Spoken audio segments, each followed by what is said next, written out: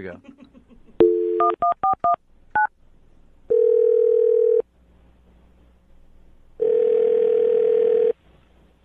Hello? Hi, can I speak to Zach, please?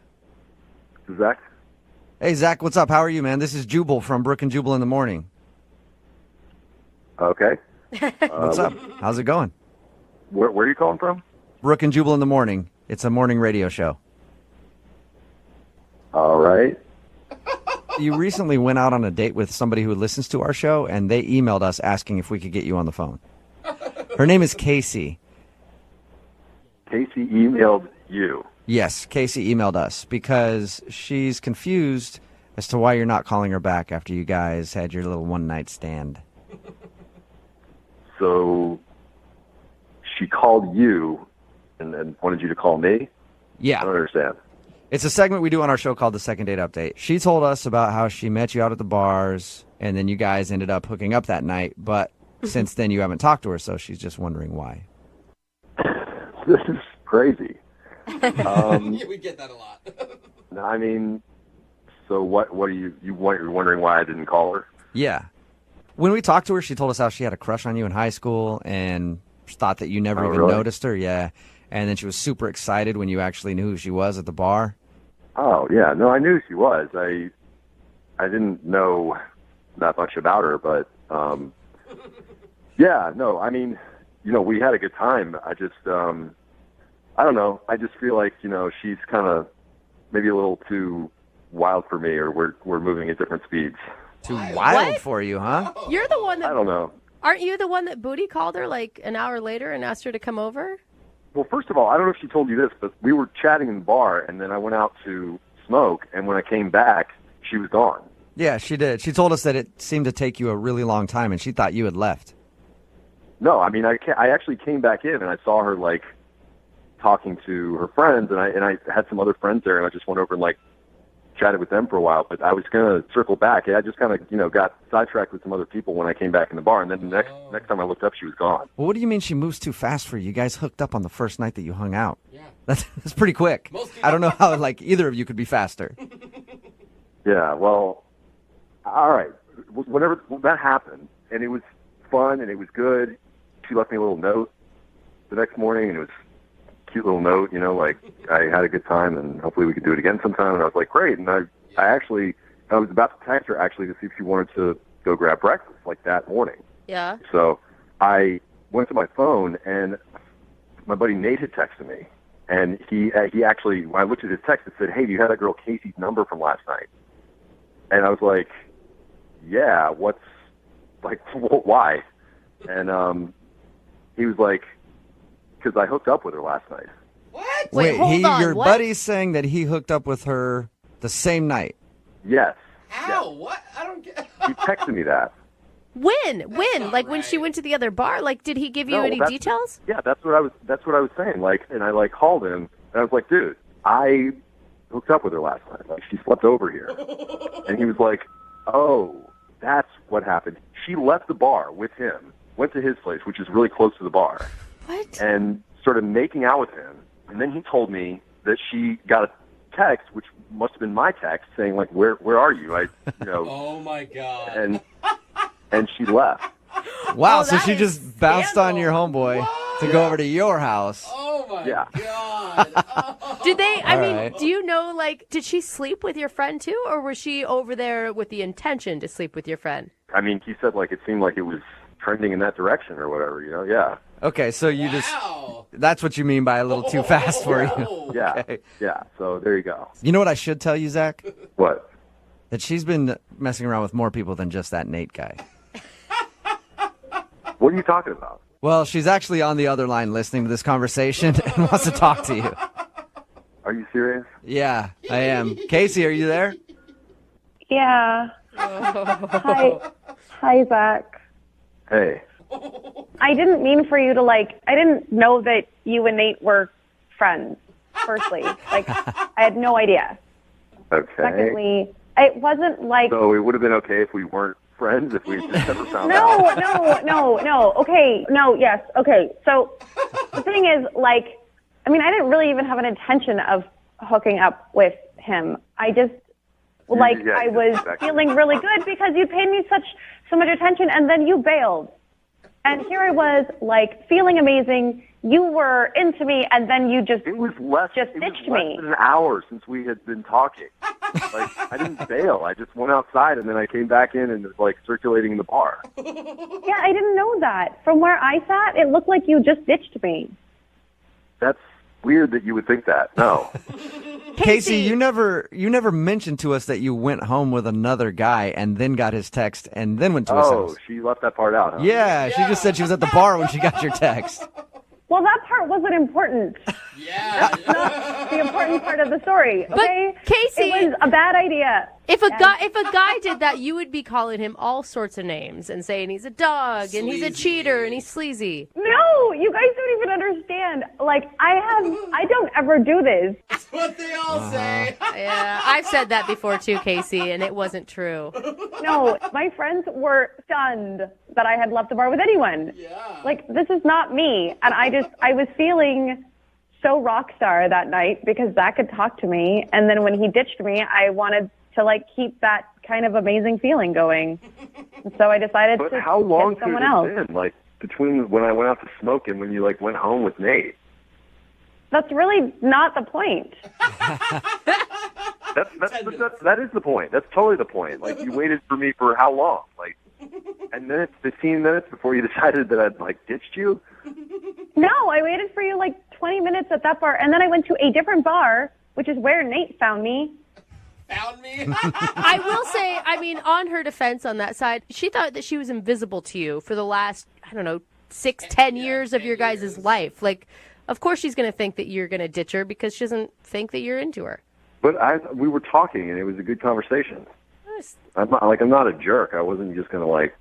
I didn't know I'll be that. right I don't back know and you. leave. All I know is what I thought of you in high school. Like, I don't know you, and I really wanted to. And you're just making it that you're even a better guy than I thought, and that really sucks because right now I'm a jerk. Tables have turned. Well, here's the thing, Zach. If she didn't know that you were going to call her or text her or anything that night and thought maybe you had left, it's really not her bad to try to date somebody else or, like, meet another guy, right? It just so happened that it was your friend. That's bad luck. I told her to save my seat. Like, that's a good indication that I'm going to be back. Yeah, good point. I tried, Casey. I tried to help you out. Hey, Zach, man. I'd love to ask you a question. Would you like to go on a second date with Casey? We will pay for it. Please, Zach, don't judge me off of that experience. That is not the best version of me at all. And I would really, really, really love the chance to just spend some time with you and get to know you and let you get to know me, not this horrible, horrible alternate universe version of me. I mean, yeah, why not? She's pretty good in the sack. Hey, there you go. It's a glowing review, Casey. Congratulations. You got your second date. Oh my gosh. Thank you. Casey, just so you know, if we get an email from a guy named Nate who's asking for a second date update, we're not going to be doing that one, okay?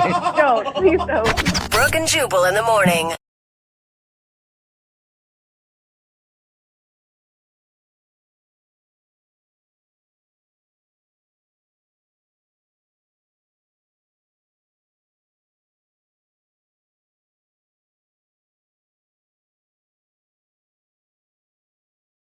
Second date update. And whenever we do second date updates, we always find out where hot people meet each other. Okay, yeah. It's places like the clubs, the gyms, the broccoli store. What? There's a whole store for Hot that people love their broccoli. They always eat healthy. stuff? They got hot somehow. Yeah, and you would know about the broccoli store if you were a hot person, Yeah, so... I don't know about That's it. why I don't know. Yeah, dang it. I Dang know about the it. Cheeto store. Is that the same? Not quite.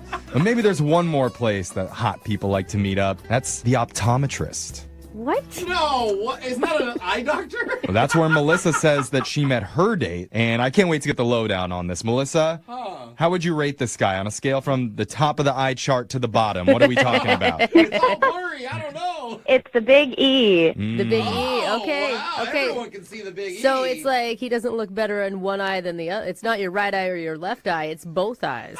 Right. I spend a lot of corny. time at the optometrist because I have really bad eyes. So wearing maybe I glasses. only got that. What's the name of Mr. Big E? Gus, What? actually. What? Gus.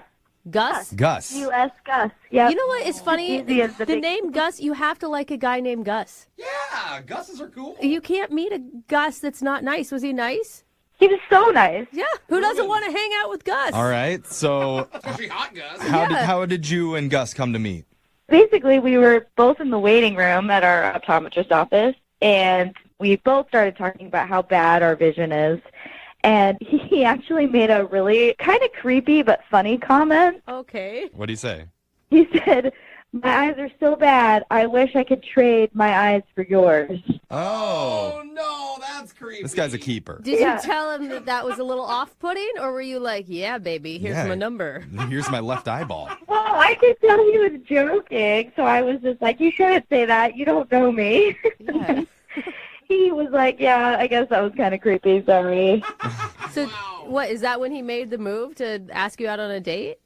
No, not quite. So he went in for his appointment before I did. Mhm. So he actually left a note for the receptionist on his way out with his number on it. Oh, that's pretty cute. That's a bold move. Yeah. That is. Okay, so did you guys go out on a date then? Yeah, we actually did. We went to a mini golf hub. Oh, that's a great cool. date. It's always good on a first date to have an activity. What's a mini golf club? I know Pub. pub. I Oh, heard pub. too, and I was like, Oh, what the I'm heck? imagining like a country club, but just really, really tiny. You drank beer and you played mini golf is what she did. Exactly. Well, I think my idea sounds like more Yeah. fun. Me too, dog. Tell How us about was it? The mini golf pub was a lot of fun. Okay. The pee. What was like a big highlight for you?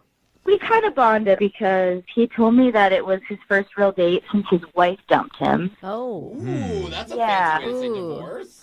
Yeah, and I've actually told him I was married before also. So, Okay. we bonded over the fact that it's really hard to date again. It's awkward. That Oh actually man, works. but that might be it. Like maybe he's not calling you back because it was his first date. You know what I'm saying? Like maybe he wants to play the field a little bit. Or he doesn't want used goods. That's not what I was saying at all, Jeffrey. Oh. I don't know what you're saying. I mean, yeah, I thought maybe that was why. But at the end of the night, it was kind of weird because he seemed like he wanted to kiss me. Like, he was looking at me and, the look on his face seemed like he was thinking that. So I just said, if you want to kiss me, I'll probably let you. Oh, Oh. And, I like That's that. It's bold. very coy. But he was just like, maybe in a minute. And then he never did. What? Oh, he Dude, didn't go in for the kiss then? shoots himself in the Ouch. foot. That probably means he doesn't want to kiss you. And maybe in a minute, who puts it off? Who's like procrastinating a first kiss? He's really nervous. I don't know. I mean, here's the thing. He's a really, really good-looking guy. We did have good conversation.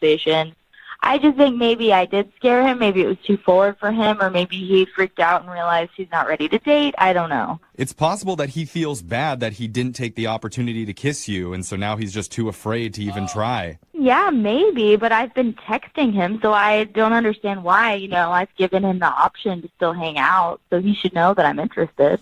Yeah. And you won't pressure him to kiss you next time, huh? Right. All right, well, we're going to play a song. We'll come back, call Gus, and try to get your second date update, all right? All right, sounds good. All right, and if it doesn't work out, then maybe we'll have to go back to the optometrist's office and find another blindy to go out with, okay? Blindy.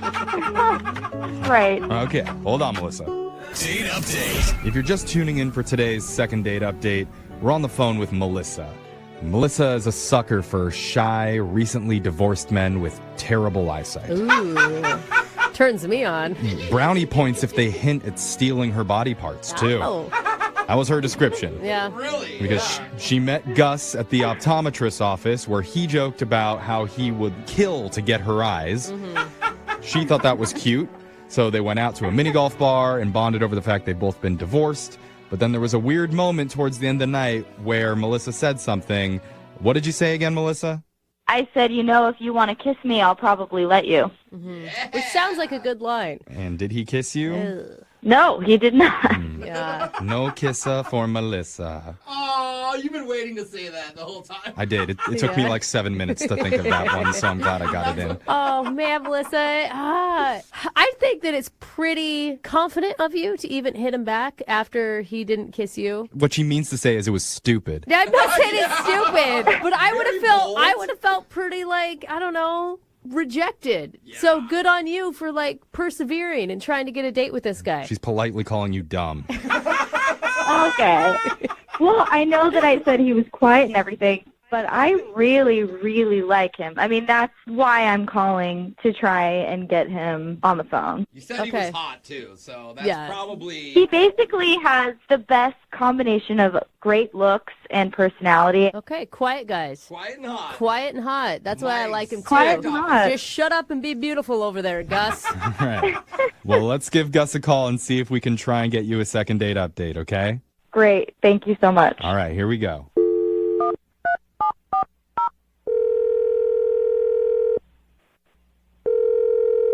Hello? Hi, can I speak to Gus, please? This is Gus. Hey, Gus. This is young Jeffrey from the radio show Brooke and Jeffrey in the Morning. How can I help you? I'm calling you to talk to you about your dating life. Do you have a minute to talk to us? Sure. Nice. I was hoping you'd say that. Why would you want to talk to me about my dating life? Well, because somebody told us that you're really hot and good at dating. Well, I am really hot. Who would say that? You're like, who wouldn't say that is what you mean, Gus. Well, we got an email from a girl named Melissa. Melissa.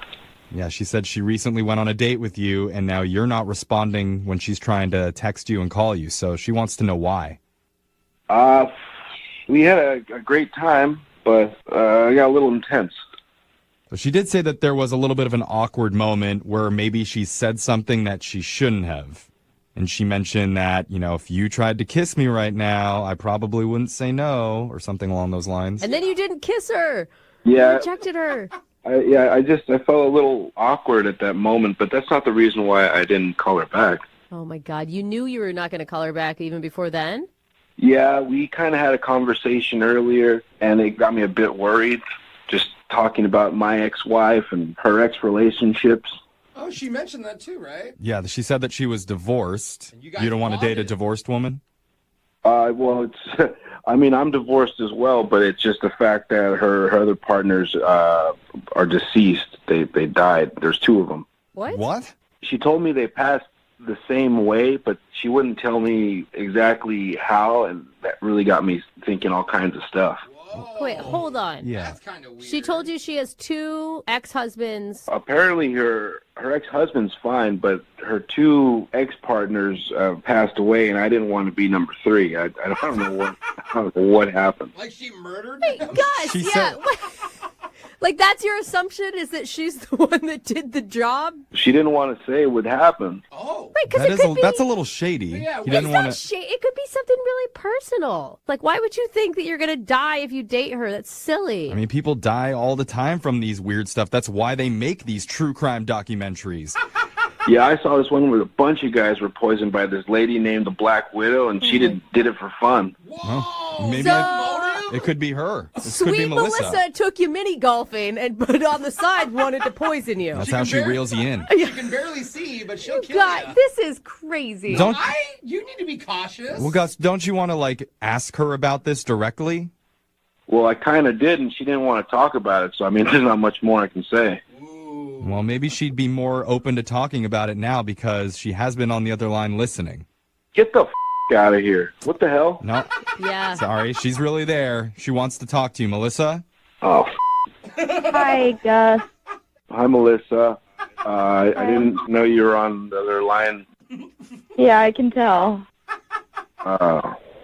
Oh my God. Hi. He's so nervous. Melissa, aren't you pissed? He thinks that you're like a serial killer. I'm not pissed. I guess I didn't want to talk about it. I guess I didn't think about how weird that would sound for you, Gus. Yeah. Well, it was weird that you didn't want to talk about it. Yeah. Okay, well, it's about to get weirder. Oh, no. Oh. Wait, is this where you admit that you actually did it? Confession? No. So, I can't believe I'm even saying this right now.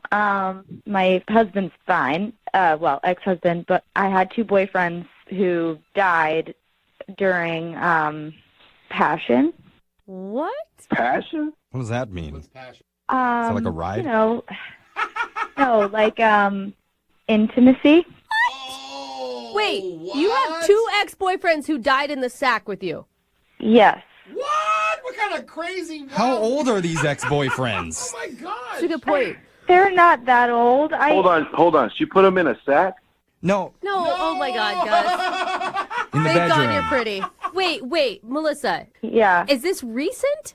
No, not really. I mean, I've been married since then, and he's fine. I mean, everything worked out except the divorce part, obviously, but he was fine. So, Melissa, I just want to get some clarification. Did they die because you're, like, really good at that stuff, or was it, like, an accident? Or did you drown them? Underwater. I don't know what your bedroom activities look like usually, Gus, but now I'm afraid for Melissa. I was thinking heart attack. What are we talking here, Melissa? Yeah, I guess I could just be a lot for some men, and so I usually have to warn my relationships going into it. Wow. Oh my God. Now, Gus, does that sound scary or more like a challenge for you? I'm not sure. I mean, it sounds like a good thing. What? She's so kinky, you might die, bro. Mount Everest is not small. What? This is the Everest of the bedroom. Wait, Gus, you're not just interested in me because of what you heard about me, right? It's not just because these two guys died in bed with me, right? No, those aren't the only two reasons. There's only one reason there, Gus. No, I'm not just interested in you because I might die being with you. All right. Okay. Good sell. Was that good enough for you, Melissa? Yeah, I don't know. I just, when people hear that about me, I don't want them to think of me differently. You know, it's a little bit different thing to hear, but I still dig you. Okay. How did the murder thing make it better? Yeah, I don't know. Maybe I'm a little bit more interested and intrigued. All right. Well, in that case, Gus, we'd love to send you and Melissa out on another date. We'll pay for it. I mean, we won't pay for the funeral costs after she kills you in the bedroom, but the date could be fun. Yeah, well, I don't think it's me you're going to have to be worried about. Wait, you're going to murder? Said the other two guys, too. I mean, in the bedroom, not the funeral parlor. Huh. So is that a yes? Is that what you're saying, Gus? Yeah. You want to go out with her again? Heck yeah. All right. Huh. All right, Melissa, we got you a second date. Great. Thank you. Oh, my God. Brooke and Jeffrey in the morning. So that was a second date update from a little while back. Oh, my gosh, it was. It was a good one. And today, we were supposed to have Melissa and Gus back on for a second date update. Don't tell me we couldn't get a hold of Gus. Do not tell me. He's dead, Jeff! Oh, my God, here's Jeff. the thing. No! We were in email communication with Gus earlier in the week, but he's been a no-show all morning long. Shut No up. way. So we've only got Melissa on the phone. Hold on, he could have gotten cold feet. Some people Oh, don't my like God. radio, guys. Melissa. Welcome back. Thank you. And, I mean, I think everybody's wondering the same thing. You didn't kill him, did you? We have to ask. I mean, normally that would be a joke, but Sorry. considering your dating history, Yeah. I'm kind of serious. Did something happen? No, of course I did not kill Gus. I don't Yeah, know. that's what all murderers say. Do you Melissa, know? where is he? I don't know where he is or why he hasn't come on. I think he probably was just too embarrassed to come on again and admit that he just couldn't handle it. Wait a minute. He couldn't handle Oh, we need the details. Yeah, what does that it. mean? He could be still sleeping and resting up from it. He's in a coma right now. Yeah. What happened? I mean, radio friendly, but what happened? Yeah, give us the tea. So after our second date update, we did go out a few times, and we were seeing each other for a couple of weeks. Uh-huh. And when we went out again, I warned him. I said, for real, this is going to be intense. And he was like, yeah, of course I can handle it. But I don't think he really understood what intense meant. I don't think I understand. I don't either. Like, you're so casual about this. Do you teach lessons? Yeah. I mean, is there a school Like, of... do you strap him down? Like, what happens? I'm not going to give you details like that. Yeah. Let's just say we got together a couple times Okay. while we dated. And I'll just put it this way. He cried a lot. Oh, you made him cry. Yo, it sounds painful. Yo. This is not Was good. he crying in Yeah. a good, happy way or in a scared child in a corner way? More the latter. Oh, yikes. So what happened? I mean, he probably wouldn't like that I'm telling you this, but he backed out of our relationship after that, and now I'm single again. Okay. Hey, that's good news. That just got a lot of people excited. Yeah. Men and women. Oh, our text board is blowing up Yes. right now, so I don't think you're going to be single for very long, A lot of Melissa. dudes want you to make them cry. Well, they say that now, just like Gus. Oh, wow. Oh my God. Well, It's one of those things where it's like curiosity killed the cat, right? Isn't Killed it the the Gus. cat? Yeah. Yeah, it killed the Gus. That's Yeah. exactly what happened. well, thanks for updating us, Melissa. Yeah. No problem. And anybody text into 78592 if you've seen Gus. Just let us know that he's okay. Where are you, Gus? Take a picture of him holding a newspaper, Yeah. please.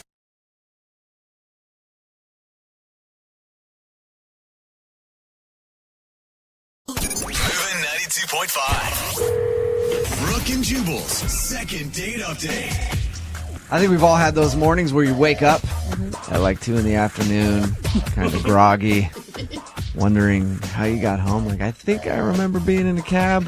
Oh, God. I'm not really sure. That sort of happened for today's second dater, Mary, who is on the phone with us right now. Mary, how are you? Good. How are you guys doing? Good. Thank you for your email. Appreciate it. Yeah, totally. So it said that you met a guy out at a club, and then you sort of remember him taking you home. Oh, Mary. Why don't you explain what happened? Oh, Mary. Well, kind of embarrassing. I was just out at the club. I was there with some girlfriends, my roommate, and we were out just like dancing, having a fun time, like drinking, whatever. Girls' night. Yeah, doing you. Yeah, just like normal night. And you know how like guys at clubs can usually be like aggressive and just like come up and like grind on you, and it's like totally obnoxious. And Yeah. I And you always have personally- the girlfriend come in and try to rescue you Yes. by dancing with you, and then you dance away. yeah, totally. You like give them the look, you have the sign, and you're like, hey, like get me out of this one. Yeah, absolutely.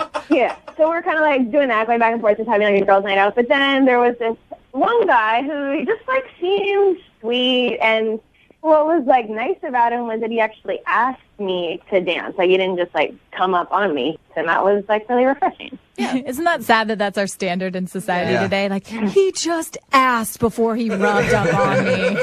Yeah. So we were like dancing a little bit, and then kind of broke off from the group and got a drink. And So you hung out with this dude at the bar all night.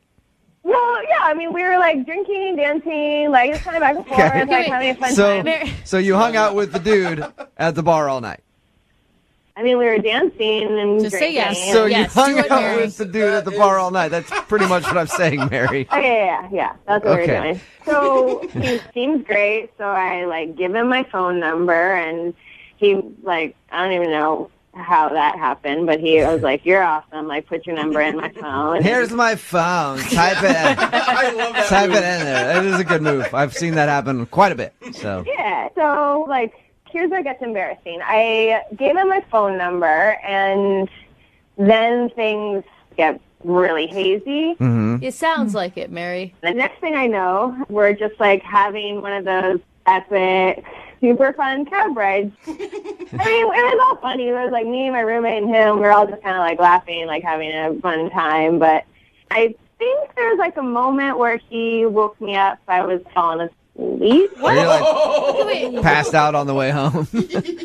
Yeah, but I do remember that he helped us get into our place. Okay. So was it like he was taking care of you? I mean, I've been out and I've been with drunk girls before, and I'm like, I'm going to make sure they get home safe. Yeah. And I'll take a cab home and then put them into bed. And then be like, oh, okay, I guess she actually is passed out. I guess I should go. I mean, that's a nice thing, I think, for him to do if he was just trying to make sure you're safe. But, I mean, Jubal, is there ever a time where a girl passes out on you in a cab that you still find her attractive Oh, after that? don't ask Jubal Okay, for you're right. Yeah. I know. Yes, Don't I just do. Get that power napping, Come on, girl. bro. Yeah. 'Cause when we get You're going to home- be up for a while. You need to take a nap. Okay, so what's the last thing you remember from this guy? I guess he got us inside and got me in my room, and then next thing I knew, like in the morning, he's gone, and my roommate and I are like kind of trying to piece together our night. So wait, Did he And- stay the night? No, he definitely didn't stay the night, but I mean, I want to see him again. Like, we haven't even kissed. I want to see him again and like thank him. Yeah. Like, we had a fun time. Would you even be able to pick him out of a lineup? Yes, yes. I'm pretty sure. One thing I remember. If it was a lineup of some really blurry pictures, I could do it. Okay. So he got you into your place, okay, and left. Have you tried asking him out? Have you tried getting a hold of him? Yeah, I tried to call him a couple of times and nothing. Wait, what's his name again? Steven. Do you know that it's his number that he left you in his phone? Yeah, I mean, his voicemail says, "This is Steven, leave a message." Okay. Well, we'll play a song, come back, call him, and get your second date update, okay? Cool. All right, hang on. Moving 92.5. Brooke and Jubal in the mornings. Second date update. I just thought of something. You did. Mary is on the phone with us. She wants to do a second date update. She met this guy, Steven, when she was out drunk. Yeah. Barely remembers him. They took a cab home, her roommate, and him. All she remembers is him, like, helping get her up to the place, putting her in bed, and then he's never seen again. She said she talked about the evening with her roommate. Do you think that maybe her roommate could have done something with Steven and isn't telling her? Yeah. Oh, then he left because he Depends didn't on how good of friends they are, right? Mary? Yeah? What do you think about that? Have you thought about that angle? No, I have not thought about that angle. Uh-oh, she's a little angry. Now that you're thinking about that angle, is that a possibility?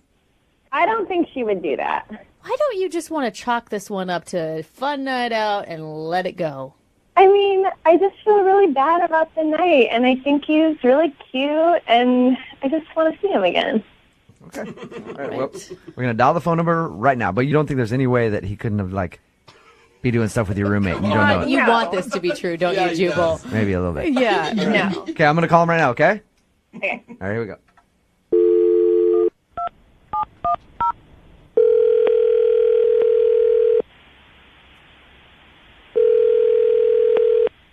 Hello?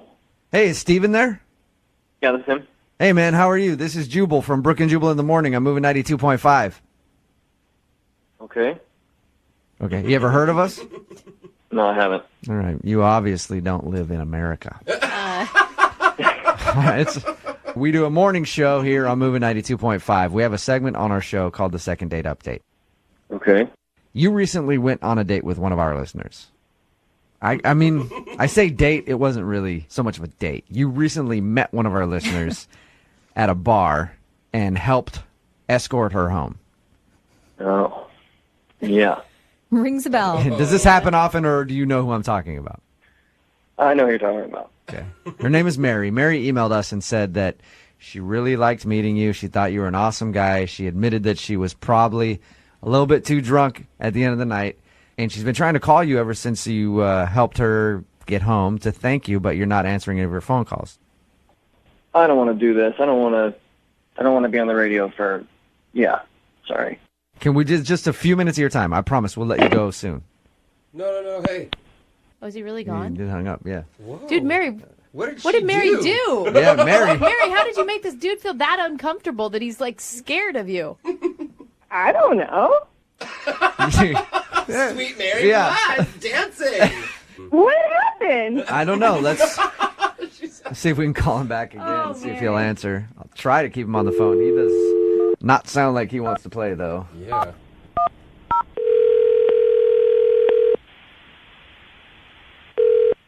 Hello? Steven, is Jubal from the radio station.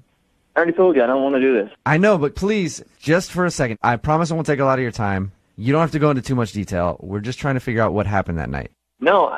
Dude, for Mary's sake, okay? Because Mary wants to know. She doesn't remember the night. You don't have to say anything about her if you don't want to. She just wants to know what happened. Everything's fine. She got home. I got home. Then sorry. Steven, I mean, Why do you sound so angry, dude? Yeah, what she happened? doesn't remember. It wasn't pretty. Did she, like, puke on you or something? No, she didn't puke on me, but she got a little too drunk for her own good. Yeah. I mean, I took her and her roommate home, which was all sorts of fun. I'm in the back with her. The roommate was singing at the top of her lungs in the front with the cabbie who hated it. Steven, listen, I can can sympathize with you. I've been in that situation a lot. And it is the most annoying thing ever. I've actually been kicked out of a cab for doing Yeah. that. I'm not lying. I've been you before, Steven. I've been the guy in the back that's been like, oh my God, just make this end. So I understand your hesitancy to do this. But that was nice of you. Well, thank you. Was it just was it just that you were embarrassed in the cab? That was it? Well, the whole thing was embarrassing. We got her in the cab. Like I said, the roommate was a ball of joy. She was passed out in the back, grabbing up my junk. Oh, nice. No. Grabbing at it? That's not the way you want it done, you know? Yeah. To say the least. I mean, I don't need a drunk girl half passed out in a cab. I don't need that. Yeah, it's not sexy. No. There's sexy grabbing at the drunk, and then there's not sexy grabbing at the junk. And it doesn't matter if you're a guy or a girl doing it. Did you tell her to stop? I mean, I pushed her away. She's like, oh, no, come on, just let me touch it. Try and tell a drunk girl something. Yeah. What is that? So she groped you and then passed out, and you helped her get into her room and then left, and you didn't want anything to do with it. I had the cab hold out in front. We got her roommate to help me get her in. She was at least functional. So we got him into the house. She was passed out. I left. I took the cab home, and here I am. All right. Well, thank you for sharing with us what happened. Yeah. Appreciate it. Yeah. I do want to let you know that Mary is actually on the other line and heard everything that you just said, too. Really? Yes, she is. Mary, go ahead and say hi to Steven. I am so embarrassed. Oh, Mary.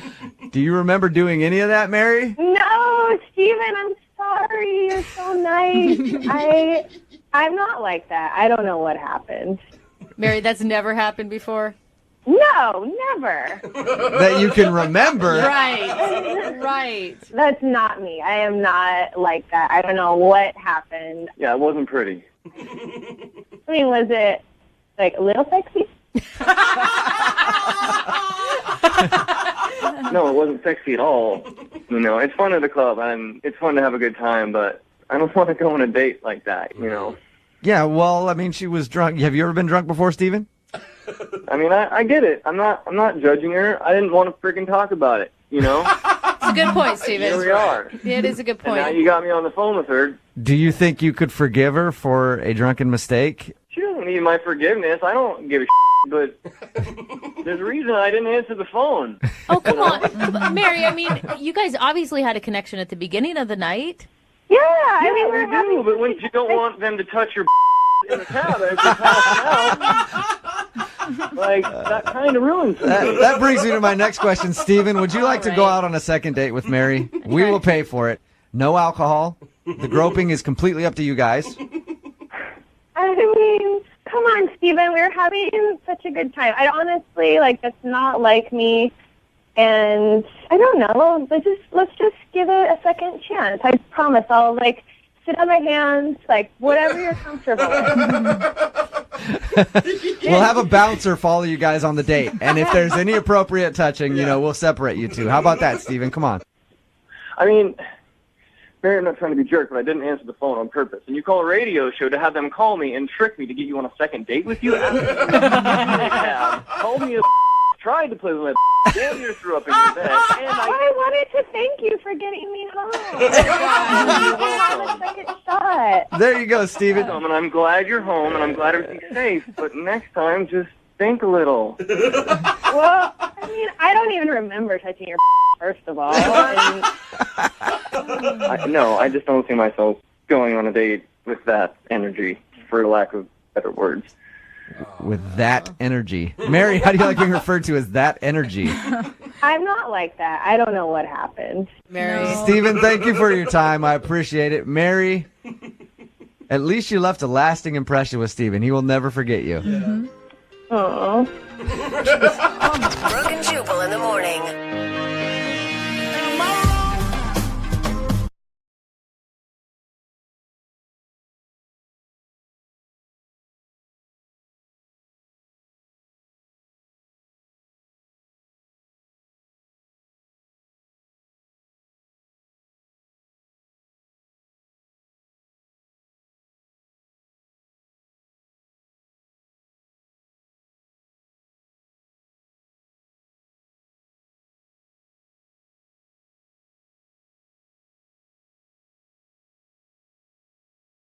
And welcome back to Dating Tips with Justin from today's second date.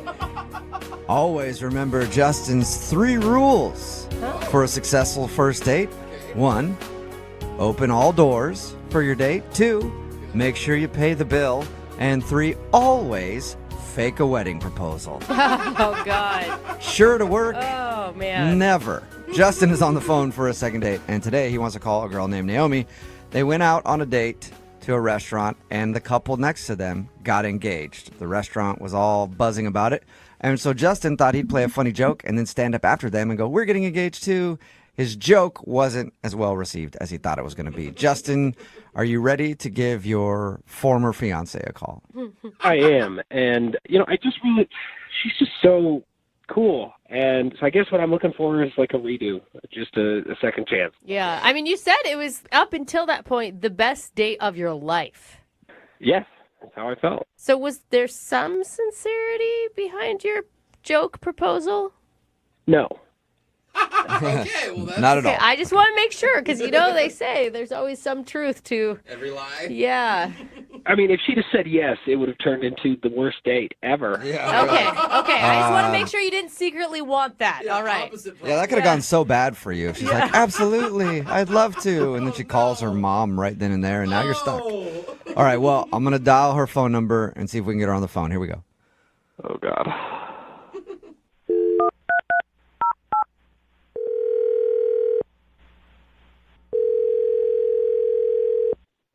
Hello? Hi, is this Naomi? Yeah, this is her. Hey, Naomi, how are you? This is Jubal from the radio show Brooke and Jubal in the Morning. What? This is Jubal from Brooke and Jubal in the Morning. What's going on? Not much, just hanging out. What's going on with you? How you doing? What you up to today, girl? No, I mean, why are you guys calling me? Yeah. Oh. Yeah, we know. Okay, I missed the point. Sorry. We got an email about you from one of our listeners. It's a dude who wants to do a second date. You have any idea who might have emailed us? I mean, I went on a date recently, but I don't know why he'd email a radio station. What was his name? Justin. That's it. Justin emailed us because he said he really enjoyed going out with you, but now you're not getting back to him. Yeah. Okay, so that's true. So I guess there's a reason. It wasn't Yeah. just like, I let him know that I ran out of time. No, there's definitely a reason there. Is it because he proposed to you on your first date? I mean, I'm just taking a wild guess. Okay, awkward. Yeah, right? Did you think that was funny? Because he said he meant it as a joke and you were laughing. I mean, at first, but then the whole restaurant kind of started looking at us, and it was not comfortable. Yeah. So you think it was just, was that the moment that ruined the vibe? Before that, I honestly was having a good time with him, and he seems like a funny kind of guy. Okay, so the wedding proposal thing didn't completely kill it for you. Well, it's kind of complicated. Can you mind explaining so we can tell him? Well, later that night, I went home and I had this vivid dream. And Was I wearing pants? She doesn't even know who you are, Jubal. Not about you. Oh, Yeah. my bad. Okay. Wait, I'm assuming again, sorry. Get back to No, your dream. What was your dream about? So Justin and I were actually getting married in my Whoa. dream. Oh. And it was really, really vivid. And we went through the whole ceremony. Yeah, and I could see how you would have a dream about that, like the night after it happened. Of course, it's gonna be top of mind. Yeah. But then afterwards, it went straight to us in court getting divorced. So you got married and divorced all in your dream. Weird dream. Yeah. Quick dream. So, when I woke up, it was really unsettling, and I felt kind of weird, and I didn't know how I really felt about it. But the more I thought about that, that's definitely a sign from the universe. Like, I should not go out with him again, right? Wait, So- hold on. Whoa. You dreamt that you got married and divorced, and you think that that's why you shouldn't go out with him again? Oh, definitely. Wait, sorry, I'm going to hop in here. Wait, what? Yeah, Naomi, that's Justin. He's actually been on the other line listening and wants to talk to you. Oh my God, wait. Are you joking? No, okay, look, I understand that this is a little extreme, maybe a little overkill to call, and Oh my God. and I just need to go back to what you were saying. You had a dream that we got married and divorced, and so now you don't want to go on a date with me again? I mean, Justin, first off, this is crazy that you contacted me through a radio station. So I think this is almost maybe another sign that we shouldn't pursue this. But that might be the first sign. You're saying that the reason that you thought we shouldn't be together is because of a dream that you had. Like, I don't have a dream that I get fired and then not go to work the next day.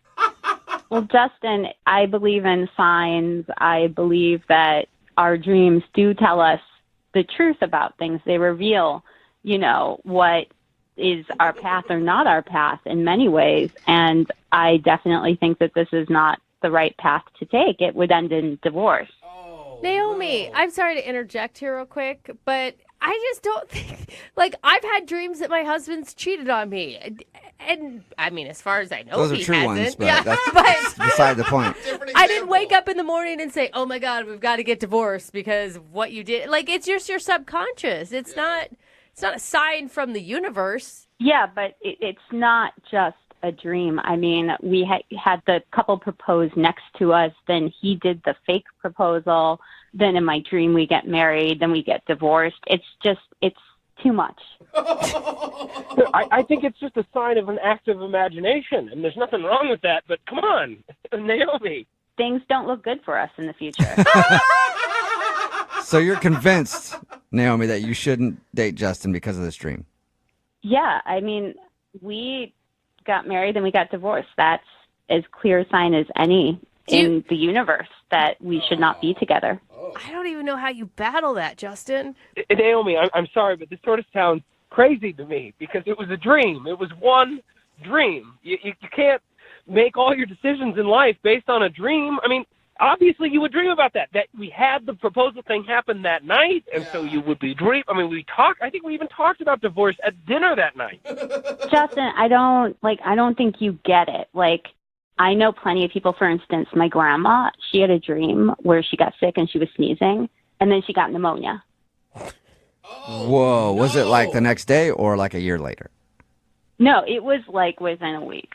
Whoa. Well, that probably means her body was already ill. Yeah. I don't know. Exactly. Okay, so Naomi, you're starting to sell me on this whole dream thing. No, you guys. I dreamt I was a wizard in a Harry Potter book once, but I wasn't.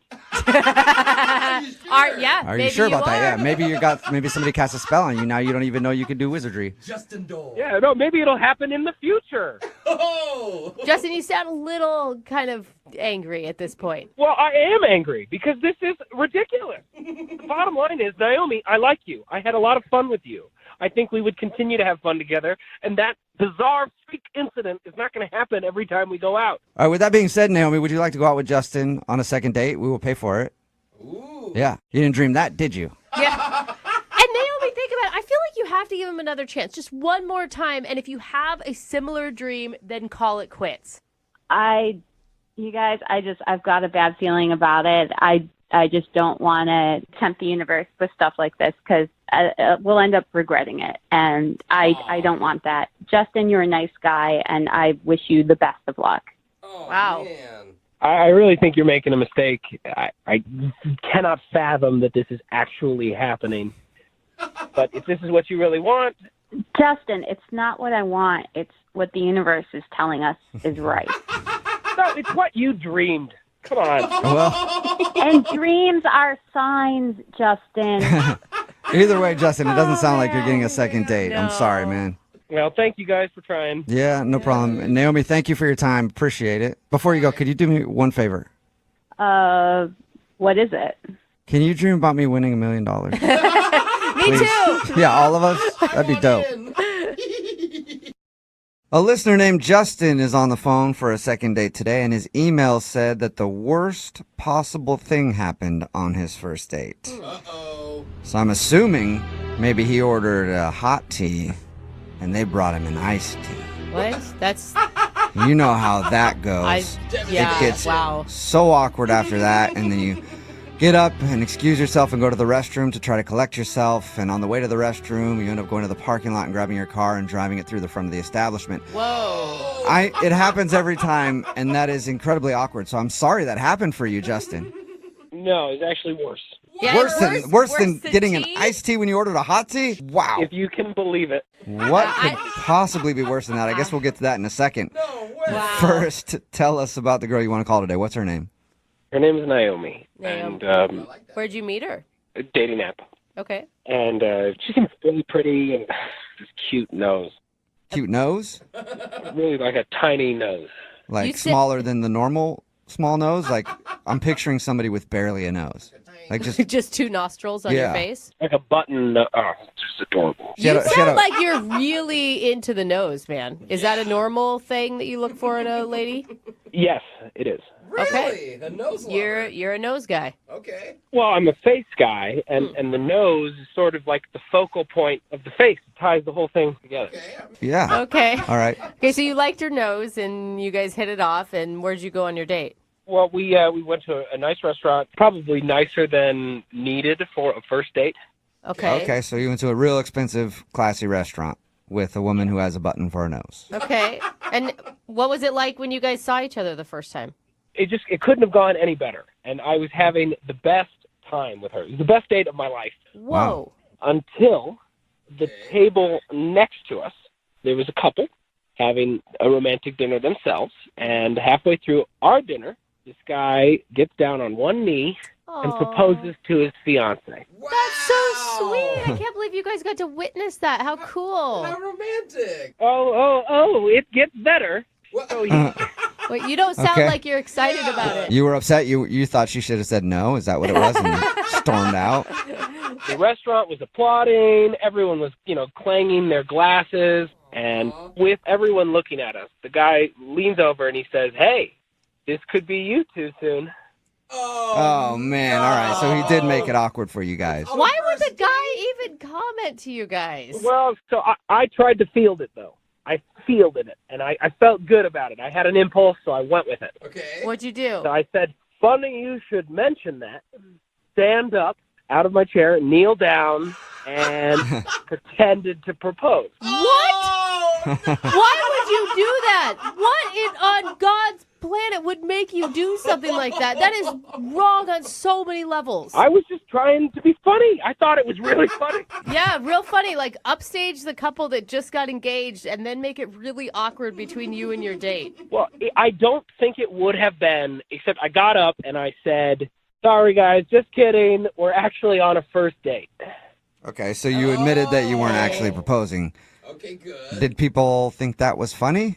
Yeah, everyone thought it was funny, but now, all of a sudden, every eyeball in the restaurant was on us as a first date in the middle of the room, next to the couple who'd just gotten engaged. Right, okay. So everybody's looking at you. Was your date real awkward after that? It was excruciating, because it really felt like everyone was paying attention to us.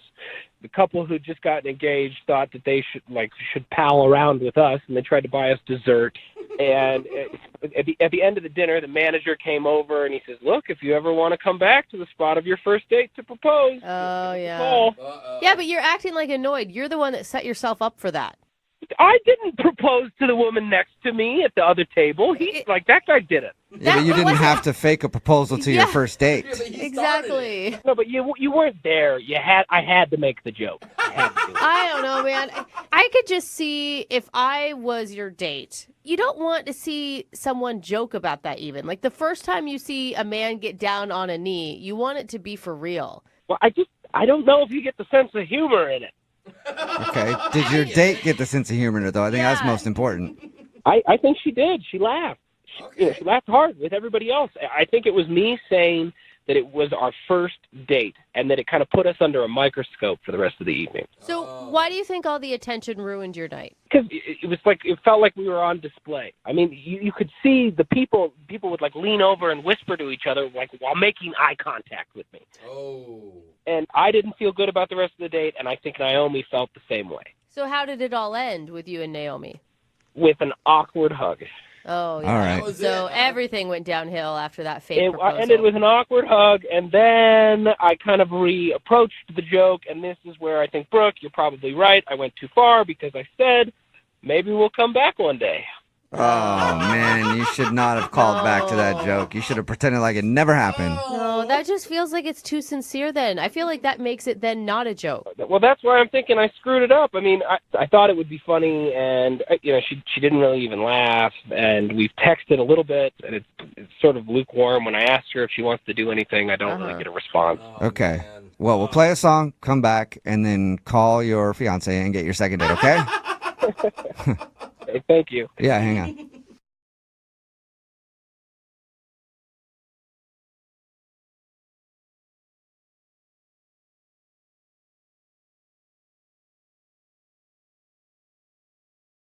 Moving 92.5. Brooke and Jubal's second date update. The guy on the phone for a second date update today thinks he's not getting a call back because his date caught him in a very awkward situation. A situation that he did not want her to know about. Ooh, this sounds like it's going to be embarrassing. Saw the whole thing, and now he thinks that ruined his date. We'll find out what that is in just a second. But first, let's talk to him a little bit more. Alan, what's up? How are you? I'm all right. How are you doing? Good. Oh, my God. Good. You're turning red right now just even thinking about what happened, aren't you? No. Yeah. Yes. All right. We'll get to that awkward situation in just a second. But first, tell us a little bit about your date. What's her name? Erica. Erica. And where did you meet Erica? I met her online. Okay. And have you been doing the online thing for a while, or is this one of your first goes at it? A little bit in the middle. It's not a first go, but I haven't some people online every week, multiple dates. Right. That's not me. So I've been around a little bit. So. Okay. So what struck you about Erica? Well, I thought her photo was adorable, and I wanted to meet up with her just to make sure she was the. You know how that is. Make sure she's the gal in the photo kind of thing. So you weren't getting catfished? Yeah. Yeah, exactly. So I'm not meeting a man my father's age or something. So. And did she follow through? Did it look like her and she was in fact Erica? Yes, she adorable, freckles, her giggle. I was Aww. pretty quickly. I went, this girl's pretty great. Good. Okay. And where'd you guys go? What'd you do? So we found out that we work not far from each other. So in the middle of that, there's a hotel bar. So I'm like, that's cool. Let's meet up there. Nice. Informal. No, not like that. A little And risky also to be kind like. of sketchy. Meet me at the hotel bar? Yeah. That's what I was going to say. A little risky to be like, hey, you want to meet up at a hotel? Oh, weird. I happen to be staying here tonight if you wanted to come up to my room for a few minutes. You just slide your key card across the table to her. How'd that get there? That was not the intention. So, yeah. Did she know that wasn't the intention? I'm sure. It was Okay. one of those. I think she even suggested. I can't remember, but just kind of one of those informal things. And if things aren't great, it's like, oh, you know what? I have to shoot back down to work, kind of thing. You can get that little bailout. So that was kind of the big idea. Okay. And how was it? It was great. We talked, and you set that that timer in your head, like, oh, at this point, I'm like, oh my gosh, we've been talking about an hour. So after that first hour, then I always suggest a movie. And she said, yeah. So. Oh, cool. So you guys went to the movies after? Nope. Oh, okay. So she said no. No, she said yes, but then that's when the awkward thing happened. So. You peed your pants because you were excited. No, but the restroom was involved. So I told her, okay, let's meet back in the lobby. Went around the corner, had to sneeze really bad. There was this tapestry thing hanging on the wall, sneezed all over it. Oh, what? On accident or on purpose? No, it just hit me all of a sudden, and I reached for the only thing around, and there was this fabric hanging on the wall, and sneezed into it. So you used a piece of the hotel as a handkerchief, basically. Well, I didn't know what to do. I mean, it was the first thing I could grab. It's right there. I don't, you're not just going to sneeze on yourself. So yeah, that's what happened. See, I always go for a sleeve first, but apparently you're Well, different. No, I mean, I guess the brain was probably like, look, you're not going to sneeze on myself because I'm going to see her in a couple minutes, so you don't want that all over your sleeve. Yeah. Gross. You're making it sound so mucusy. Well, yeah, it was. I mean, it was bad. There was a lot of stuff. And then that's not it, though. Right then, she came around the corner and had seen that. So she basically saw you blowing your nose on the hotel's furnishings. Yeah, exactly. So, yeah, yes. Yeah, that'd Really be no a way to pretty explain big that. turnoff if I saw that or any female saw that. Well, yeah, and then pretty quick it was like, oh, you know what? It's later than I thought, and, we'll catch up again later, and, that kind of thing. And I'm like, this is a blow-off. And so we hugged, and I'm like, let's catch that movie later. And she said, sure. And, I've texted a couple times, and either I'm real busy or I don't hear back from her. So did she not want to see the movie? Did she see the whole sneeze thing? Like, that's kind of my... Yeah, I don't think it was the movie that did you in. I think it was sneezing all over things. Oh, my gosh. I'm surprised she gave you a hug after the description you used. Well, there was nothing on my sleeves, at least. She knew that. Yeah. All right, well, we'll play a song, come back, call her, and get your second date update, all right? Great. Yeah, thank you, please. Yeah, man, hang on. Moving 92.5. Brooke and Jubal in the mornings. Second date update. If you're just joining us for today's second date update, Alan is on the phone, and he wants to call Erica. They met online, ended up going out for drinks at a hotel bar between where they both work, and he says he thinks she's not calling him back because of an awkward moment where he said, let's go to a movie, and she was like, okay, and then he went to the bathroom, but he had to sneeze really bad on his way to the bathroom and ended up grabbing like a curtain in the hotel and sneezing all over that right when she came around the corner and saw him, and then after that she was like, I don't want to go to a movie, and she hasn't called him ever since. So we're thinking that the sneeze did him in. And you know what, Alan? In these second date updates, I've helped a lot of people get dates and had their back, like cheaters, a couple of attempted murderers, I think. And honestly, I don't think I can have your back on this one if she says no because you sneezed. That is just disgusting, sir. It is a little Really? It's horrible. Everybody sneezes. Horrible. Yeah, but everybody doesn't blow liquids into hotel curtains. Like, that's gross, dude. It was an accident. Like, it's a last minute, like what are you going to do? So I didn't plan it out. It wasn't here's a great idea. I know Doesn't there matter. wasn't malicious intent here. Okay, I understand that. I never asked, though, what did you say to her when she came around the corner and saw you? I just tried to play it off like, well, this isn't the bathroom. I can't find the bathroom kind of thing. Oh, Yeah, this isn't so a roll of toilet paper. It looked like it. she thinks you're going to do other things on that then probably. No, she knew I was going to the bathroom. It's it's always the bathrooms are farthest away from the door. And there's this curve around. Right. Yeah. All right, well, I'm going to dial her phone number right now. You ready? Yes. Here we go.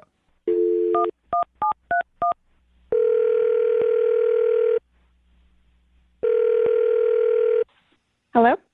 Hi, can I speak to Erica, please? This is Erica. Hey, what's up, Erica? How are you? This is Jubal from Brooke and Jubal in the morning.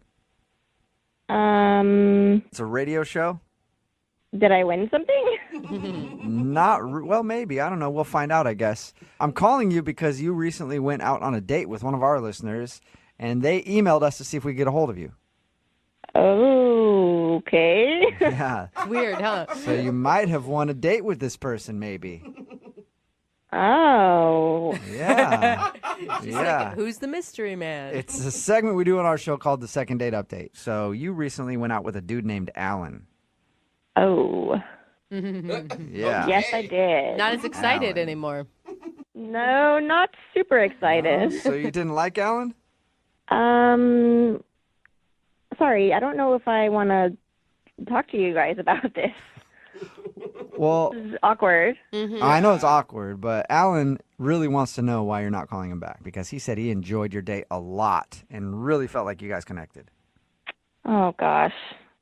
Oh, that's sweet, isn't it? That's what it sounded like. Bless his heart, he thought we connected.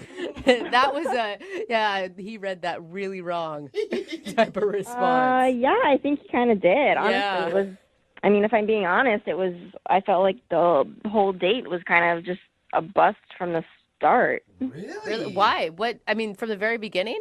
Yeah, I just felt uncomfortable like the whole time we were together. It was just very awkward and uncomfortable. And Dude. Well, you guys were on 2 separate dates then, because he didn't feel that at all. He thought you guys were getting along perfectly. Yeah, he said that you guys were like connecting, talking about your families, sharing intimate details of your lives together. we talked about that stuff because, I mean, what else are you going to talk about on a first date? Like, of course you're going to say, you know, do you have any siblings? Where's your family from? Like, it's all just, you know, stupid small talk, but that doesn't mean we were connecting. Well, according to him, it meant you were connecting. Okay. What did he do that made you feel so uncomfortable? Or what about the date made you feel uncomfortable? I guess, I mean, you know those people who are, like, just close talkers? Oh, yeah. Yeah. He is one of them. He's just a really close talker. So he was, like, leaning in, like, super close to my face the whole time. Like, literally, I could feel the heat of his breath against my skin. Yeah, that's the worst. Everyone just felt that for you. Yeah. Oh, Thank God. you. Yeah. Thank you. Did it seem like he does that normally, or was he doing it to you because he was trying to be sexy? That's an excellent question. I wish I knew. I never met him before, so I don't know if that's just how he is or if he was trying to be, like, flirty or seductive, but it was like I would try to lean away and then he would come closer and it was like a vicious cycle. When was the point where you knew that there was no way that you were going to go out with this guy again? At one point he went to go get us drinks. So I was like, okay, this is good. He'll come back and, like, I'll establish some more space between us. And then when he came back, he, like, even stood close to me and just, like, watched me while I drank. It was like every move I made, he was just, like, there in my Weird. face. Whoa. That is strange. Okay, so why did you make plans to go to the movies with him then? Well, yeah, I said yes to it because it seemed like an easy way for me to at least get away from him for, like, a second. So then I could, like, text him and say that I had, like, a stomach ache or something because I couldn't get away from him otherwise. Oh. All right, so you were just trying to ditch him. Wow. Yeah, I was trying to ditch him, and then I ran into him when he was looking for the restroom. That sucks.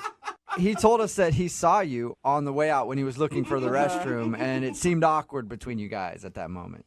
Yeah, it was awkward because I felt like he probably knew that I was trying to get away. I don't think he did. Yeah, I don't think he did either.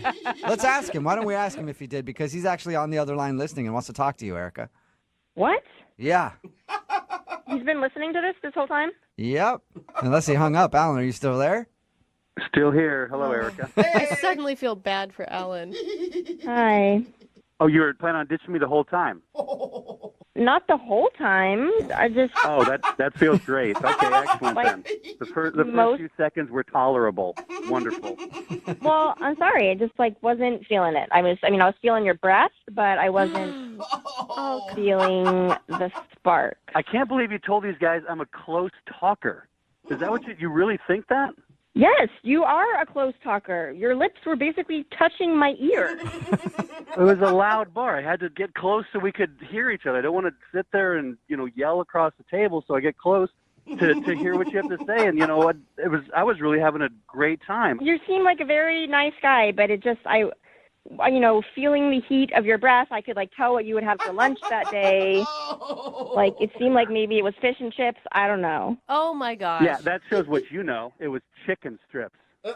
Yeah. Okay. So how bad. close could he have been talking, Erica, if you got the food wrong? Well, my mistake. I stand corrected. Come on, Alan. Have you ever had a problem before? Has anyone ever told you that maybe you invaded other people's personal space? This is news to me. Like I was telling you earlier, I was so excited. Everything was going so well, I thought. And then it's like, then just say something. Just, at the date, just go, hey, back up a little. I don't know, like, give me a chance, Would that have worked, Alan, if Erica said, hey, you're, like, really in my face, back up, and then just, like, shoulder checked you out of the, like, back a few inches? It doesn't have to be shoulder check, but just, like, or something like that. Yeah, I mean, I can't read minds. That's what I'm saying. So. I mean, I guess I'm a believer in pheromones, and I feel like if he was that close to me and I wasn't, like, feeling attracted to him and didn't, like the feeling of his breath and the smell and all of that, then it wasn't going to work. Okay, All well, right. Well, that is see- hard to argue against. Alan, she just didn't like that you were a close talker. She didn't even know about you blowing your nose on the hotel wall. Oh, dude. Wait, what? Seriously, why do you... Huh? kick a man when he's down. Why would What? you even do that? No, it's a good thing, Alan. No. Wait, what happened? Nothing. I blew my nose on the hotel wall. You saw it. What? I literally have no idea what you're talking about. Oh, no. Then we're cool. Never mind on that. I don't know that you're cool, Alan. I think you're far from cool right now. I never saw you blow your nose on a hotel wall. Okay, well, I thought you did. And that's why I thought you weren't calling me back, because I blew my nose on a hotel wall. But now I find out I'm a close talker. So forgive me on both. Oh, Man, a guy can't be a close talker and blow his nose on the hotel wall without just getting murdered for it. Apparently not. Erica, would you like to go out with Alan again on a second date? We will pay for it. No. No. I mean, I want to talk you into it because I feel bad for Alan, but I just think... I feel bad for him too, but I don't want to go out with him again. Can everyone just stop feeling bad for me? Okay? Now I know. Now I know you don't sneeze on hotel walls and you don't close talk. So lessons learned. I'm walking away from this a better man. Thank you. Yeah, a little bruised and a little battered, but a better man. Brooke and Jubal in the morning. She worked. Text in at 78592 says, well, at least that guy took it like a man. If you missed today's second date update, Alan wanted to call Erica. He wasn't sure why she wasn't calling him back after their date. He thought it was because she saw him sneeze into like a curtain or something at a hotel because he had to sneeze, and she thought that he was disgusting because of that. She didn't even notice that he sneezed. She was just trying to get away from the date because apparently he's one of those real close talker people. Yeah, awkward. And then we kind of broke the news to her that he also sneezed into a curtain at the hotel, and she was kind of grossed out by that. And so they decided not to go out. Remember, if you want to do a second date update, all you have to do is email the show, and we will call the person who didn't call you back.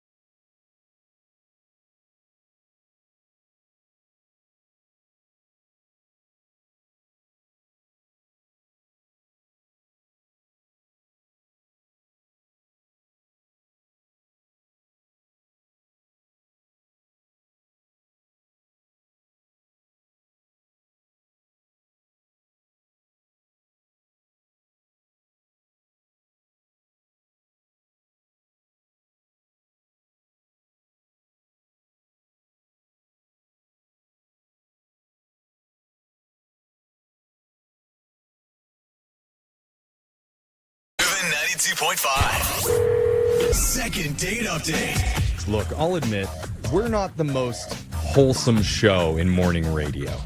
Okay? Between Jose's drunk movie reviews, Brooke's rampant infidelity, and my extremely low-cut V-necks. Oh, yeah. I mean, I see nipple a lot. Well, it's pretty much suspenders, bro. I mean, we're deviants. Yes. What can I say? But maybe the one redeeming thing about us is we all love Disney. That's true. Of course. Seriously. For real. Like Who doesn't? the songs, the bright colors, Yep. the devilishly handsome princes. That's not why I Me like and you, them. Jeffrey. Let's What's do this. not to love? And I know we're not alone. In fact, one of our listeners is a huge Disney fan too. His name's Kenny, and apparently Disney is what helped Kenny find romantic connection. Oh, wow. Look at That's that. awesome. But he needs a little bit of help. That's why he emailed into us. He's on the phone right now. Hey, Kenny. Hi, guys. How are you? Yeah, well, you do sound like a Disney fan. You're so happy, Kenny. I do. I love Disney, but I gotta be honest, I like you guys too. I mean, you're not so bad. Welcome to the show. Welcome to the second happiest place on earth. Are you trying to find your happily ever after, Kenny? Yeah, if you could help me out, that would be so awesome. I know a place that does that for very, very cheap, if you want to know. We'll see how this goes today. you know? Okay, let's just focus on the woman that you want to call today. What's her name? All right. Her name is Steph. Steph? Yeah, Steph. And you know, you did mention that I'm into Disney, as I told you in my email. I met her on a Disney fan site, of all places. Oh, you're that into Disney.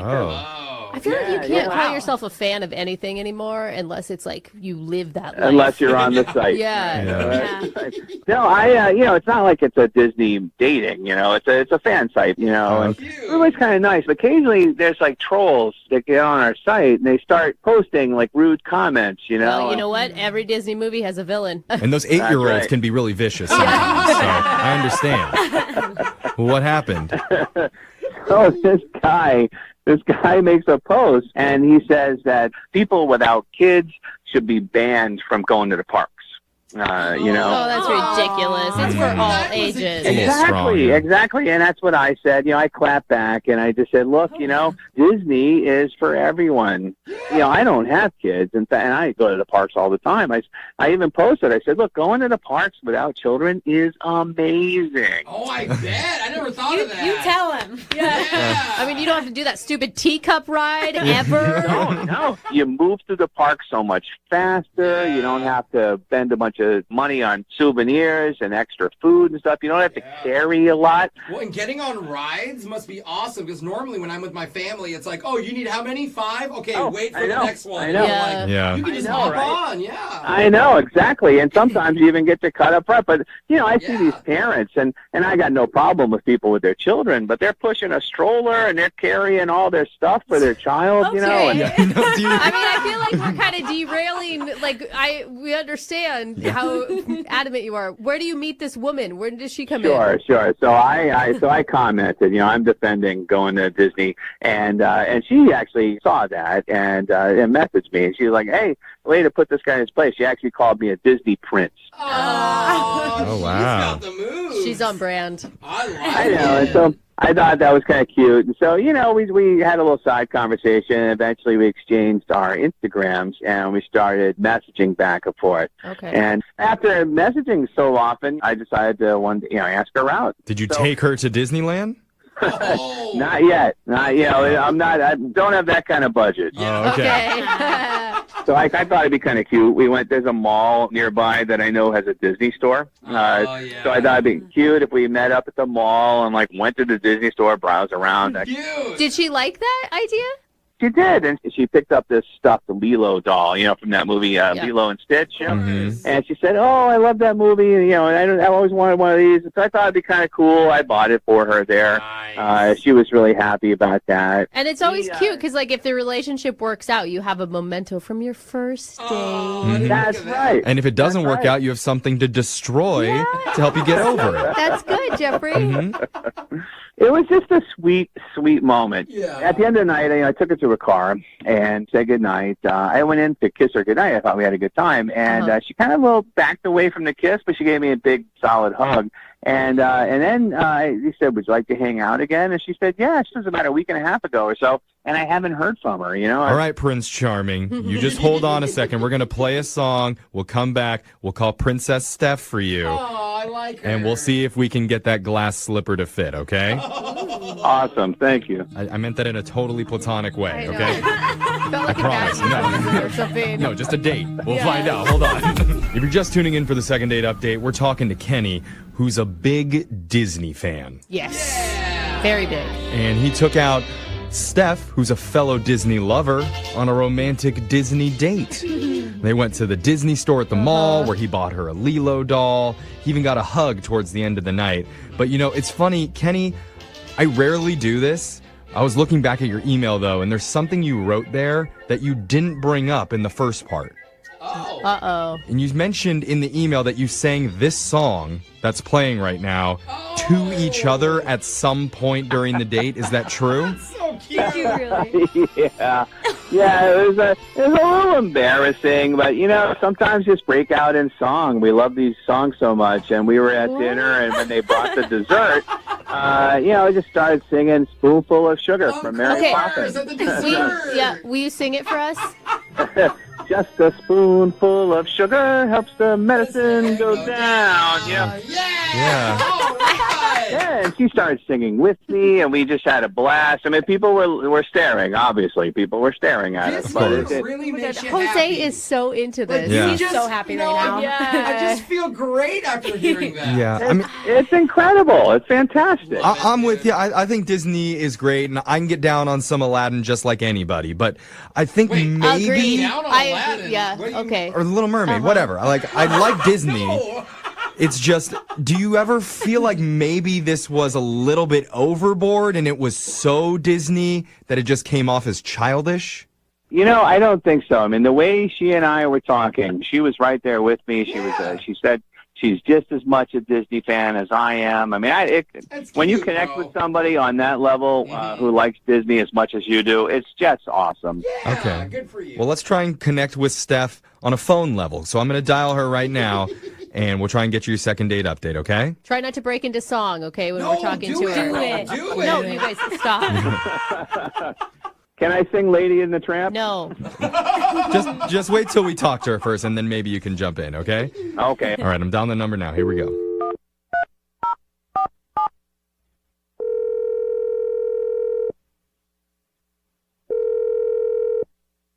Hello? Hi, is this Steph? Yeah? Who's calling? Hi, my name's Prince Jeffrey, Stupid. and I work for a very magical radio show called Brooke and Jeffrey in the Morning. I've never heard of you, Prince Jeffrey. Oh, yeah, You're not sweeping her off her feet. Oh, no. Well, somebody wished upon a star that I get in touch with you because you went on a date with them recently and you haven't been getting back. Do you know what I'm talking about? I'm sorry. This is just so strange. Like, is this like a prank? Okay, no, it's not a prank. No, it's No, not. it's a lot of dumb jokes based on Disney, but it's not a prank. No, they're not dumb, Brooke. These are clever. They're awesome. Okay. They're dumbo. I'll simplify it down. That's terrible. We're doing something called a second date update. That's where if you go out with someone and afterwards, if they're not calling you back, you can email our show and we'll contact that person for you to try and figure out the reason why. Oh, it's interesting. Yeah. It's weird, we know. It's much less whimsical when I describe it that way, but a guy reached out to us about you, and his name is Kenny. Kenny? Yeah, that's why I was making those Disney references earlier.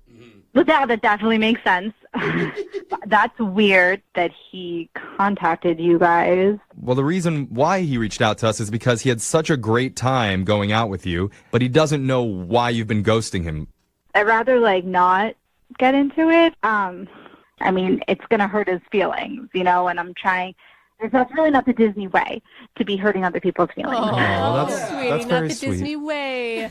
I mean, I thought, my guess was maybe he was too into Disney for you. Like he took it too far. Oh, you think he's too Disney?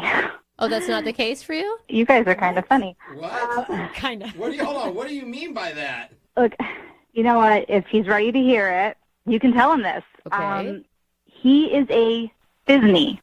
A what? A Disney. Fizney with an F? Yeah, Disney with an F. What does that mean? He's just a fake Disney fan. What? Oh, He's a fake. fake Disney. Yeah. No, he's not. Why would you say that? He seems like a very serious Disney fan when we spoke to him. Yeah, maybe on the surface, he puts up a good front. After meeting him the first time, you can kind of get that sense. You don't know him. You had one conversation with him, I'm assuming. He's on a Disney fan website. He took you to the Disney store for a date. He sang a song from Mary Poppins. My God. Which at a is restaurant. old school Disney. That doesn't make a Disney fan. What makes a Disney fan then? I am very confused. I'm looking for someone who 100% knows the ins and outs of everything Disney and doesn't try to skate away on a few songs and take me to the Disney store. That's not what a hardcore, honest to God Disney fan is. Oh, wow. But what happened to make you think that he wasn't a diehard? So I told him the last time that I went to Disney, I got pixie dusted, and he had no clue what being pixie dusted was. I don't either. Yeah, what does that mean? Pixie what? Pixie dusted. You know how Tinkerbell has pixie dust? Yeah. So pixie dusted means you get something for free, or you get an upgrade. So the last time I was at Disney parks, I was at one of the kiosks getting a Mickey Pop, and the cast member said, "This Mickey Pop is on us." And then when I brought it up, he knew nothing, zero. His face just washed over, what? What are you talking about? Like our faces. I don't mean to laugh, but that seems so absurd. It seems pretty intense. Yeah, that he didn't know what pixie dusted means. That's just one thing. You don't even understand, okay? He also was trying to convince me that the Avengers are Disney characters. Like, the Avengers are not honest to God. Aren't they owned by Disney now? Yeah. Yeah. Acquired. They were acquired by Disney. Okay. You can't put the Avengers on the same pedestal as Mickey and Minnie and Donald. I just think and you're Goofy. missing out on maybe a good relationship because something that, I don't know, seems so trivial to me. Honestly, like, I think the only reason he really wanted to go out with me is because he sees, like, I can dress up as Snow White, and he thinks I look really hot dressed up as Snow White. Well, I don't know. I don't know. There's a lot of accusations being thrown around right now, and I think it's only fair to ask Kenny about them directly because I need to tell you he's been on the other line listening the whole time and wants to speak with you. Are you serious? Yeah. It's a small world after all, isn't it? Kenny? There it is.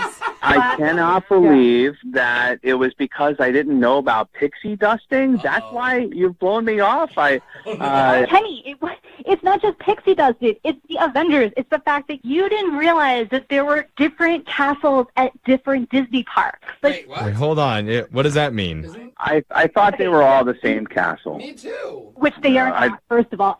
Any hardcore Disney fan knows Sleeping Beauty's castle is at Disneyland, and Cinderella's castle is at Walt Disney World in Florida. Like, anybody knows that. Like, Steph, I'm sorry, I got to interrupt. You've got to calm down. Yeah. This is why people can't say that they like anything, because if you don't know every single specific thing about a subject. No, he is a Disney.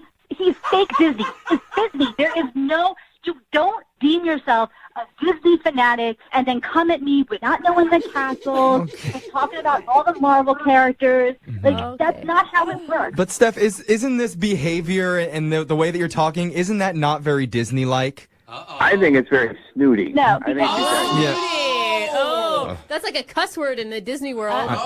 I mean, you're acting like one of the evil stepsisters at this point. Look, you all need to settle down and shut up because you pushed me. You wanted to know why I didn't want to call Kenny back, and I told you. He didn't even really know the words to a spoonful of sugar. He knew that. A spoonful of sugar. Okay. I don't even think it's fair for me at this point to ask them to go out on a second date. You have to do it. Maybe it's easier for me to just ask Steph to give back the Lilo doll. Honestly, if he wants Lilo back, he can take it. Like, Okay. it like wasn't even a special edition Lilo doll, so he could. Oh. You can get that anywhere. Ew. Kenny. Okay, well, Kenny, man, I'm so sorry that this has happened to you. Oh, well, thank you. Yeah, like I said, we all start at different levels of fandom. You know, she might be more hardcore than me, but I'll get there. Yeah. You know, now I know what pixie dusting is. All right, well, But Disney, try just to again. make sure that you're not a Fisney, I'm going to play this song and you need to sing it word for word flawlessly. Here we go. But sugar helps the medicine go down. Fisney! Get off Oh, our you show. put me on the spot. You put me on the spot. I'm kidding, Kenny. I love you. Moving 92.5. Moving 92.5. Brooke and Jubal's second date update. It's important to be a good friend. Yeah. Unless, of course, that friend ruins your chance at getting some action.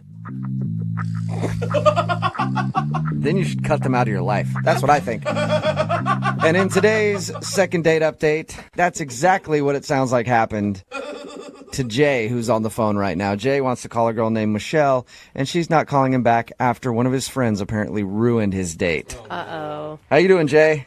I'm doing all right now, guys. Why don't you tell us what happened? Well, I met Michelle online. So I saw her profile, and her profile did stand out to me a little bit because, like, she just came off as so, I don't know, down to Willing? earth and that. Willing? Oh, down to earth. Okay, sorry. I thought you were going willing on that one, but that's what I go for. that's what I usually look for in a woman. Dude, it's actually kind of refreshing to hear a guy say that her profile stood out not because of how much boob she had in the picture. Yeah, you know, it's right because I like the fact that she had, like, a lot of pictures with her family. But the truth is, she also had a really nice set of boobs, too. So I can't She had deny everything that you were looking for. Just when my faith the was whole renewed. package. So she seems like she's normal. She seems like a nice girl. So I messaged her, and she messaged me back, and we kind of hit it off. And we messaged back and forth for a couple of weeks, and we set up a date, finally. Cool. Now, what'd you do on the date? Your email said that your friend actually ruined it for you. Well, we it was a first date, so we decided to do just something like, low pressure, casual, just to meet up for drinks at a bar after work. Mm-hmm. So I was like getting ready to go and meet her, and then one of my coworkers, who's a friend as well, he comes and tells me like this awful story about how he just got dumped by his girlfriend. Okay, so you guys are at work and he's giving you a sob story. Yeah, I mean, he was actually pretty devastated. Like, he was like crying and stuff. Oh, poor guy. So you're like, hey, yeah, your story's cool and everything, but I got a date right now with a girl who will hopefully be my girlfriend. Yeah. You're standing in my way. Well, there's definitely a part of me that was thinking that, but I couldn't leave him. I mean, he was literally crying. I just couldn't just like bail on him. So I was like panicking a little bit. I'm like, what am I going to do? I can't abandon him. So I texted Michelle and I asked her, listen, my friend, he just got dumped. Is it okay if I bring him along? Oh, why wouldn't you just reschedule with her? Yeah, that wasn't seems smart. No kidding. Looking back, maybe, but it's just like our schedules were like so conflicting for so long. It's taken me 2 weeks just for us to get together. So I really wanted this to happen. And I just thought this, like, he would come along, we would have a few drinks, and we would be able to just like break away, and like he would go home, and that would be fine, Right. Was she cool about you bringing him along? She said, yeah. So we went up and we met and we all had some drinks.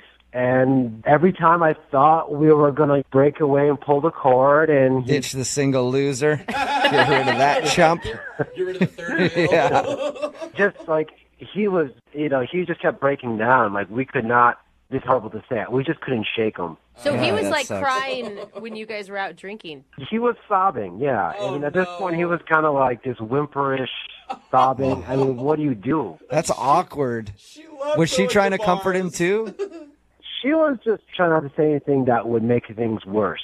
Right. Yeah. I mean, she doesn't know the guy, so she was just trying to say, just be all neutral and just be like, it's going to be okay. And I guess you'd probably get points because you look like a really caring friend, which is always a positive. But were you ever able to just talk to her? Yeah, see, that's the thing. Like, after, 2 hours, she was pretty much kind of like, she just said, I got to get going. She needed to go. And I was like, all right. So I'm guessing your date ended with a passionate kiss right in front of this guy. No? He sort of cries more. It was like the awkward kind of like shoulder bump hug thing. It was just a polite hug goodbye. Right. Okay. And have you heard from her since the date? Well, what I did was when I finally got home that night, I sent her a text asking her if we could try it again. Just hit the reboot button, reset button, and just try it again, just the two of us this time. Yeah. And she texted back that she didn't think it was going to work out or it was a good idea. Oh, really? That sucks. I mean, that's kind of messed up, though. She's blaming you for... Yeah. I mean, it's not an ideal situation, I get it, but you think that she'd give you another chance. Yeah, at least one. Yeah, I thought she would kind of see the whole thing that I was trying to do the right thing for my friend. And I even texted her asking her, like, is there a reason why? Like, if she could just, at least tell me why. But she never even texted me back after that. So that's all you've heard from her. I don't think it's going to work out. Right. Yeah, that was the last thing I heard from her. And she never got back to me. And now I'm like, man, I spent 2 weeks. We really connected online. We had the chemistry. And it's like I just blew it. Have you murdered your coworker yet? Well, it's like his girlfriend dumping him, kind of ruined 2 relationships. Yeah, exactly. You two can cry together now at your cubicles at work. Yeah. All right. I don't want to. That's the thing. I really don't want to. I really want to make this work. Okay, well, we'll play a song, come back, call her, and then get your second date update, all right? All right, thanks, guys. Yeah, man, hold on. Moving 92.5. Brooke and Jubal in the mornings. Second date update. I'm actually surprised that the guy that's on the phone to do a second date update today isn't getting a call back because normally uncontrollable crying on a first date always works for me. But then again, it usually happens in the bedroom, and they never made it to the bedroom. They were just in a bar. So you should have had your date in a bedroom, Jay, and it might have worked out better for you. I'll try to keep that in mind for All next right, time. good. I appreciate the advice. If you're just tuning in and don't know what I'm talking about, Jay went out with a girl named Michelle that he met online. The only problem was right before he was about to go on his date, a coworker friend of his came up to him and said that his girlfriend left him And he was like in tears and everything else. And so Jay was like, all right, well, you can come along with me. He asked the girl if it was okay to bring the dude. She was like, sure. And I think Jay was hoping that the guy would eventually get lost. But instead, he spent 2 hours with them on Jay's first date with this girl, crying and sobbing and just talking about how his life was over because his relationship ended. And she hasn't talked to Jay since, except for telling him that it's not going to work out. All right, Jay, you ready to get her on the phone? Yes, definitely. Maybe she just realized that relationships aren't worth it and it's better to be single than put yourself through that heartache. Or maybe she got his number instead of yours and they've been seeing each other ever since. She felt bad for him. That'd be a smooth move by that guy if he could get a date after crying for 2 hours. That sounds like the greatest scheme ever. If he did that, I'd let him have her. You'd actually commend him for it. All right, I'm going to dial her phone number right now. Here we go.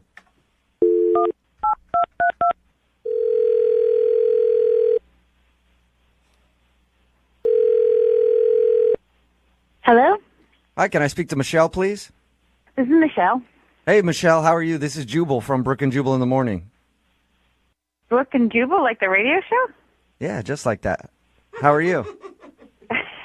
Well, I'm much better now. What are you guys doing calling me? Nothing, just calling people that you listen to the show. That's cool. We're just calling to check in with people, see how they're doing. It's part of our service. Yeah, right. I'm actually calling you because somebody emailed us about you. Oh, God. Tell me this is not a freaking second date update.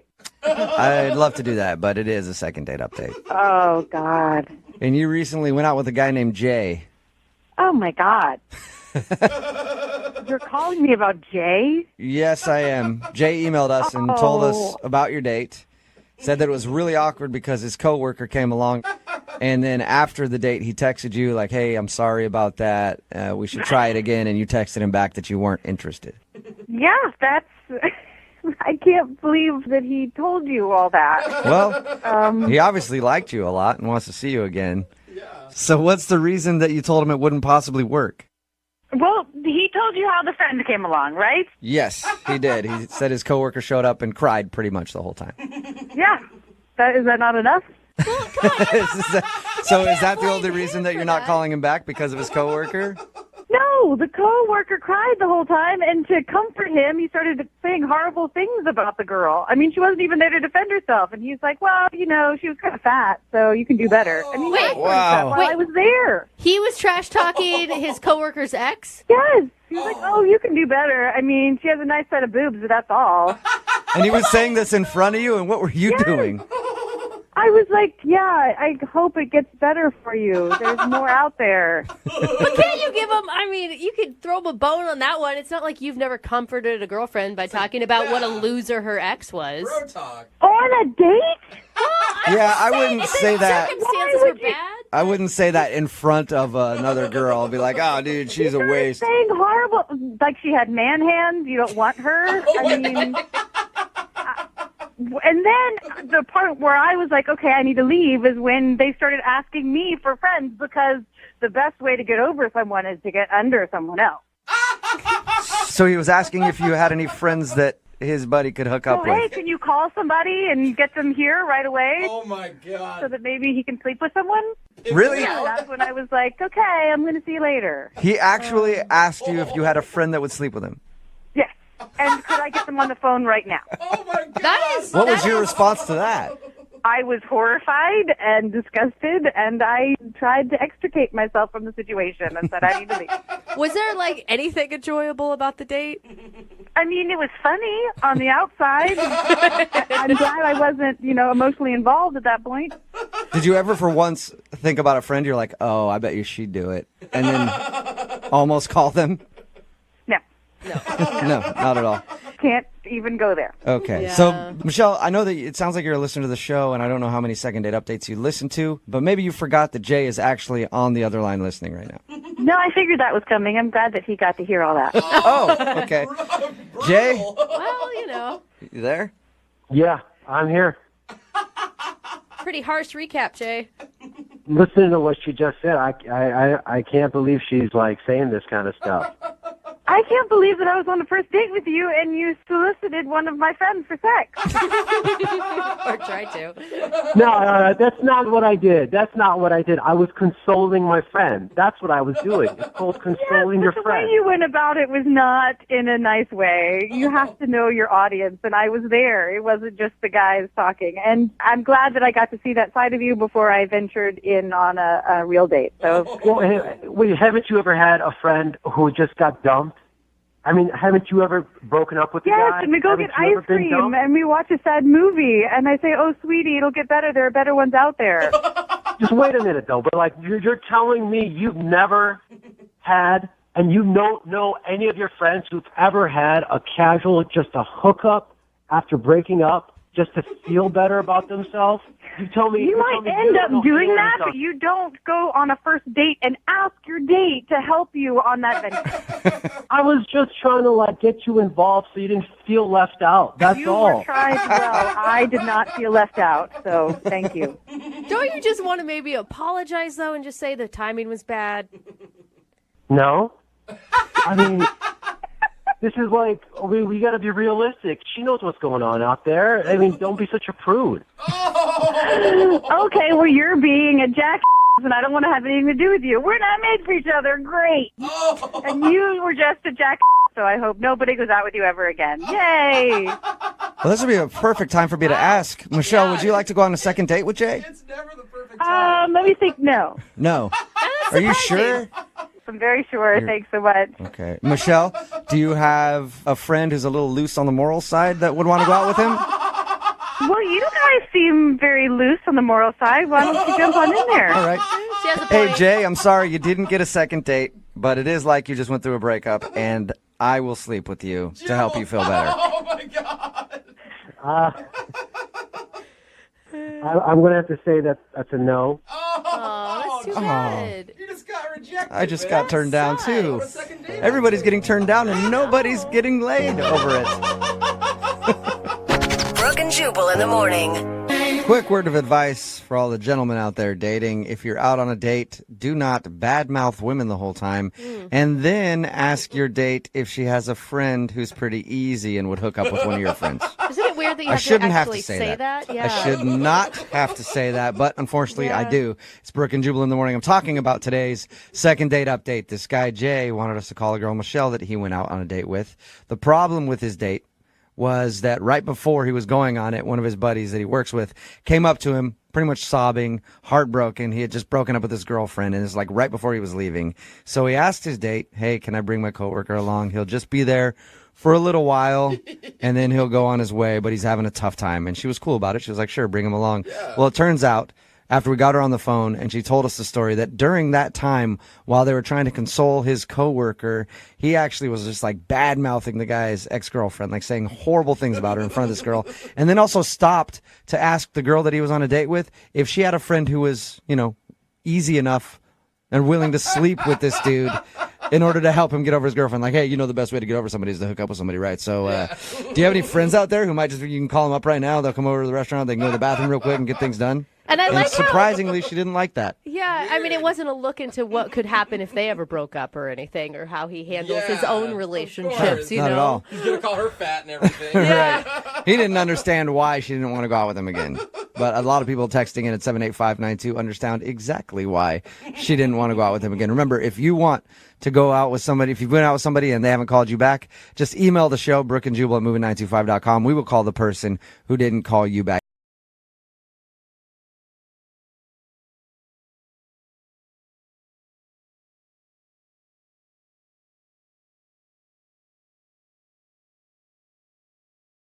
Children are beautiful creatures, aren't they? Just listen to Actually, it that. makes me happy. You could just listen to that all day long, especially when you're on a first date. That's so awkward. Right in the middle of a second date, Courtney is on the phone, and she wants us to call a guy named Jason. She thinks Jason might not be calling her back because she actually got a little drunk and decided to introduce him to her son. They went back to her house. He met her kid, and then her child started freaking out about something, and it kind of ruined the date. So that's why she thinks she's not getting a call back. You know, my mom didn't date much when I was a kid at all, really. She was married to your dad. But I wish my mom would have been dating when I was a kid so I could have just ruined her date, kind of how Courtney's kid did. All right, Courtney, are you ready to make your phone call? Yeah, I'm ready. Okay. If you got to do it all over again, would you skip the 3-year-old introduction? I think that would be in my favor, yeah. Okay. Call it a night early. Just want to make sure you didn't do that on most of your dates. All right, I'm going to dial his phone number right now and find out why he's not calling you back. Okay, thank you. Here we go.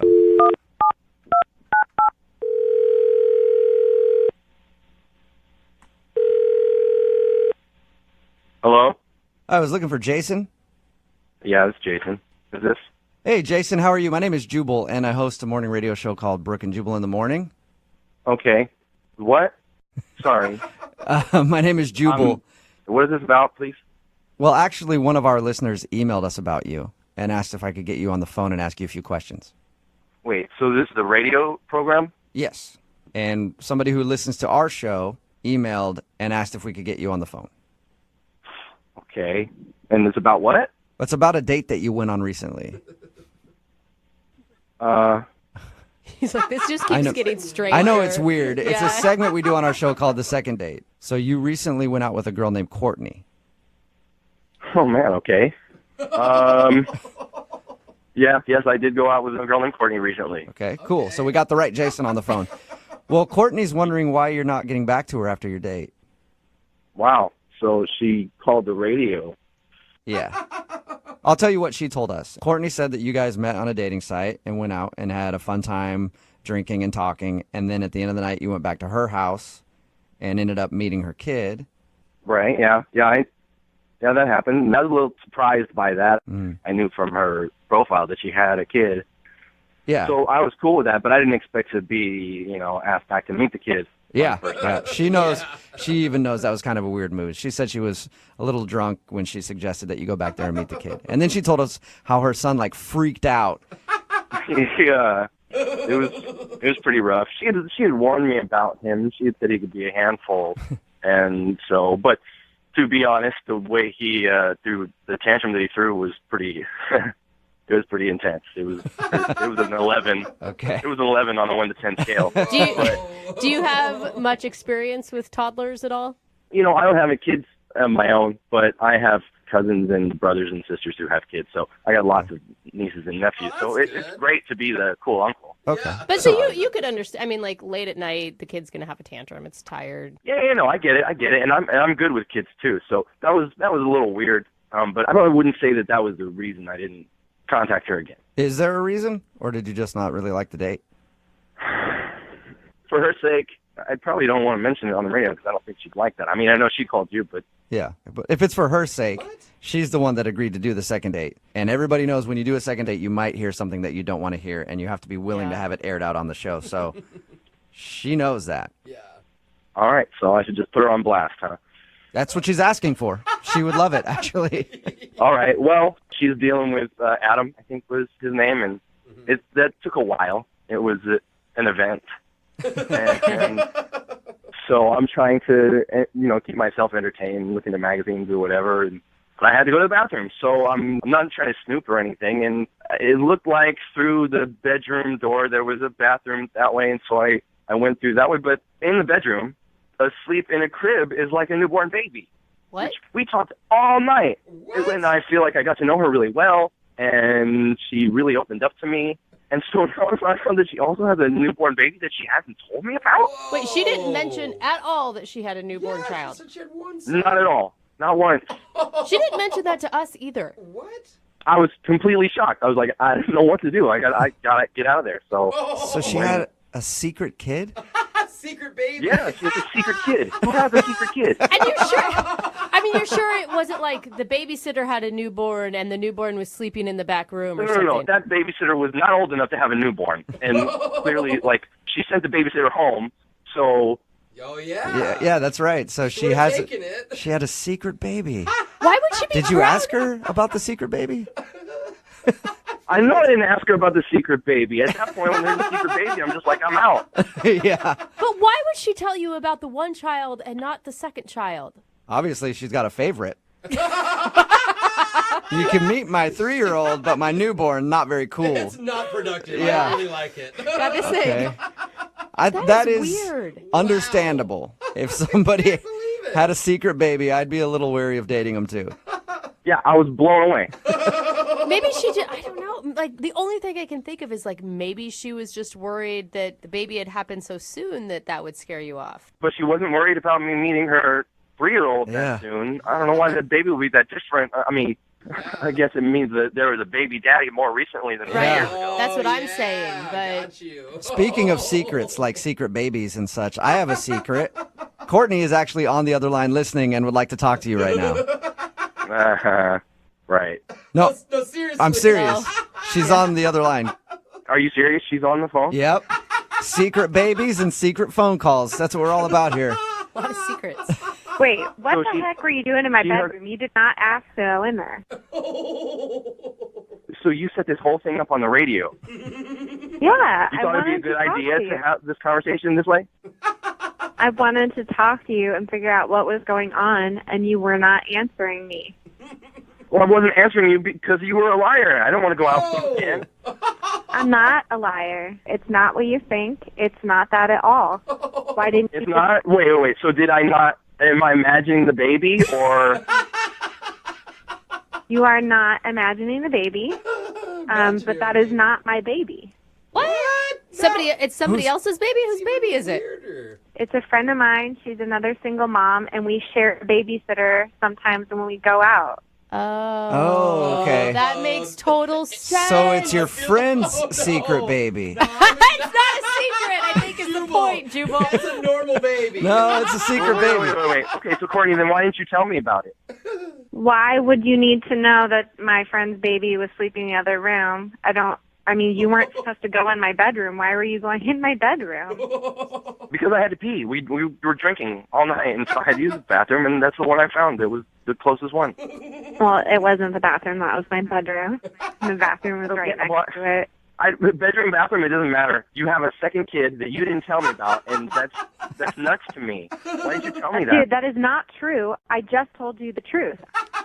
Yeah, whatever. I don't believe you. You told me everything about the situation and about yourself. You're super open with me, and you would have told me about that. I don't know why you wouldn't have. You prepared me for the situation that we were walking into. Except you didn't prepare me for the other baby. That had nothing to do with what was going on. Okay? You're a moron if you think that I was going to have a secret baby and try and hide it from you. Like, I had this plan to, like, be this evil genius behind your back. That's a good point. Jason, why would she hide a baby from you? I mean, if you guys did start dating at some point, she's going to have to introduce you to the baby. I don't know. Maybe she was waiting to introduce me to the baby, like, on the second date. Maybe they just keep going after that. Maybe on the third date, she's got, like, a 7-year-old somewhere that I don't know about. Just kids showing up everywhere. Just secret kids. Left and right. There's kids popping up everywhere, like Will Chamberlain's kids. Oh, my God. Have you been burned that bad by other dates? Dude, maybe you're the one who has some issues, because I'm telling you the truth. I don't have time to plan these evil schemes, okay? I'm a single mom. The reason that I share this babysitter is because it's hard. It's really hard to support a kid, so my friend and I do this together, okay? We do it together when we decide to go out and try to get out there in the dating scene. I don't do this often. You seemed like a really great guy, and I wanted to give you a chance. I'm being completely truthful, okay? I don't need you to attack me. I don't need that. I don't have time for that in my life, okay? But I really think you're a really great guy, and if we can move past this silly secret baby game that you think I'm doing. Jason, would you like to go out with Courtney again? We'll pay for a second date, and she can prove to you that she does not have a secret baby. I can't believe she even has to. That's so dumb. I know, yeah. I mean, I'm going to have to say no, because one, she called me a moron. Two, Oh, what? You are being a moron. I spent a few hours with her that night, and if I had to make a guess on whether she was telling the truth right now or not, I would say probably not. So you still... Wow. No. You still think she's lying about the baby? Gosh. Well, I also think that maybe the fact that she called a radio show makes me think she wants attention a little bit. And Or maybe you have communication problems and you should answer your text back. all right, well, I happen to think I'm a really good person and a really good judge of character. So I'm sorry that you think that. But A little paranoid, maybe. Yeah. Good person, A little bit. a little paranoid. Jason, thank you for your time. yeah, thank you for your time. This is a great way to spend my morning. Sorry you were ambushed with a secret baby. Hate those secret babies. Courtney, well, I'm sorry, no second date for you. His loss. It's totally fine. Yeah. You know, the one thing I learned in all this is I guess I should have posted my secret baby to my dating profile. Use that in your dating profile, in your bio section. I have a 3-year-old and a secret baby. I'd hit you up and ask questions about that. Got an email into the show for a second date from a girl named Courtney, who is on the phone right now. She says she's pretty sure she knows why she isn't getting a call back. Uh-oh. And that's because her son decided to be a little a-hole on her date. Why was her son involved in her date? Yeah. We'll find out in just a second when we talk to her. Courtney, how are you? Hey guys, I'm good. How are you? Good. You don't mind me calling your son a little a-hole, do you? No, because that's what he was. Oh my God. How old is your son, Courtney? He's 3. Oh, he's 3. Okay. They can be little a-holes sometimes. It's true. It is kind of weird to have your son involved in your first date with a guy. We'll get into that in a second. But first off, how'd you meet the dude that you want to call today? We met on an online dating site. Okay. Okay, and you were transparent that you were a mom right off the bat. Oh, completely. Most Okay. of my pictures actually have my son in them with me because I don't want that to be a secret. It's a huge part of my life, obviously. Yeah. Right. That's a good thing. So this guy obviously doesn't mind kids. What's his name, by the way? My son or the guy? The guy. Jason. Jason, okay. Remember, the son's name is Little A-hole. Yeah. Yeah. So what'd you guys do when you went out? We just went out for some drinks. I mean, we had talked a while on the dating site, and it went well. I don't go out with a lot of guys just because having a kid and finding someone that I can even just chat with is kind of rare, honestly. I hear being a parent is a full-time job. That's what they say. It is true. It is very true. If you're doing it right, it's true. If you're not, then... So how was conversation with this guy over drinks? He was super funny, and he's a really good listener, which I don't know if other women are going through this, but like to have someone that doesn't kind of glaze over when you're talking or start talking about themselves is so like refreshing. I don't know. I know I'm always the same way whenever somebody's talking to me and I'm like they're listening to me. That always is really refreshing when they're not just talking about themselves. You know what I mean? Yeah. Like I always feel that. You totally that's a didn't good turn thing. that around. Yeah. So you guys had a good time and good conversation, but where does your son come into play in all this? Well, I think because I was so comfortable and it was going well, I drank a little more than I usually do, and I got a little tipsy, which is like, whatever, I don't do this much. So that's when I decided to invite him back to meet my son. To meet your son? Well, I wanted to invite him back to my place, but I knew that the babysitter was still there with my son, so I was kind of hoping, like, yeah, he would meet my son, and yeah, he would be coming back to my place. So I didn't know. What time of day was this? So he was home with a sitter. Okay. So it was like 9 o'clock. He should be asleep. He might still be awake. Why don't you come meet him? But if he's not awake, then you and I can hang out. You see what I'm saying? I see. Did Jason, the guy that you went on the date with, did he seem okay with meeting your kid? Honestly, if I were on a date with a girl and it was a first date and she's like, I want you to come meet my son, that would be a little strange for me. Yeah. I couldn't do it. It did. I think it caught him off guard a little bit. And again, I was a little more bold because I had had a few drinks. But he said yes. And he was a little hesitant, like he was maybe afraid to say no. But he said yes, and we went. We went back to my place. So Mommy's home. She's a little drunk, and she's got a male friend with her. Go to bed, honey. How did that go?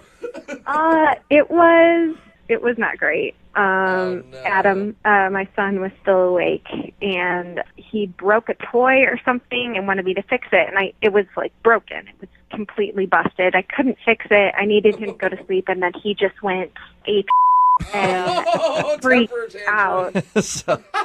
So you tell this guy, hey, you got to meet my son. He's just a little angel. And then you go over there and your kid throws a fit. Why is it always like the worst time possible that kids throw fits? Yeah, it's all the time with him. Whenever I would like him to be on his best behavior, it's the opposite. Yeah. He goes crazy. And what was Jason's reaction to your kid freaking out? He was kind of, just kind of frozen for a while, it seemed. I think he was a little freaked out. But then I finally got Adam down. He kind of cried himself to sleep. Okay, so he's down. So then I'm like, well, let's have a glass of wine. Let's relax. Start this up again. Mommy needs another drink. So we have a drink, and we're chatting, and he seems fine. But then he said he had to go. Okay. So I walked him to the door. He kissed me on the cheek. Yeah, and that was a week ago. Okay. And how many times have you tried to get a hold of him since you guys went out? I think I've texted him 3 times, which I know is kind of a lot, but it's over the course of a week. And I wasn't like, how are you? Can we get together again? I was like, I don't know, just random texts. You're like, I swear I'm not a bad mother and my kid isn't a total jerk all the time, I promise. Right. Did you get any response from him at all? No. Okay. Oh, man. Well, I think we know why he's not calling you back. Yeah. But we'll see if we can get you a second date. Well, here's the thing. It's like, I don't know. At first I was in my head about it and thinking it was because I had taken him back to see Adam. Mm-hmm. But he knew I had a kid and he said yes. And then, I don't know. I think I just am in my head and thinking like if Adam would have behaved, would it have been different? I don't know. All right, well, we'll play a song, come back, get him on the phone, and get your second date, okay? Okay, cool. Thanks, guys. All right, hang on.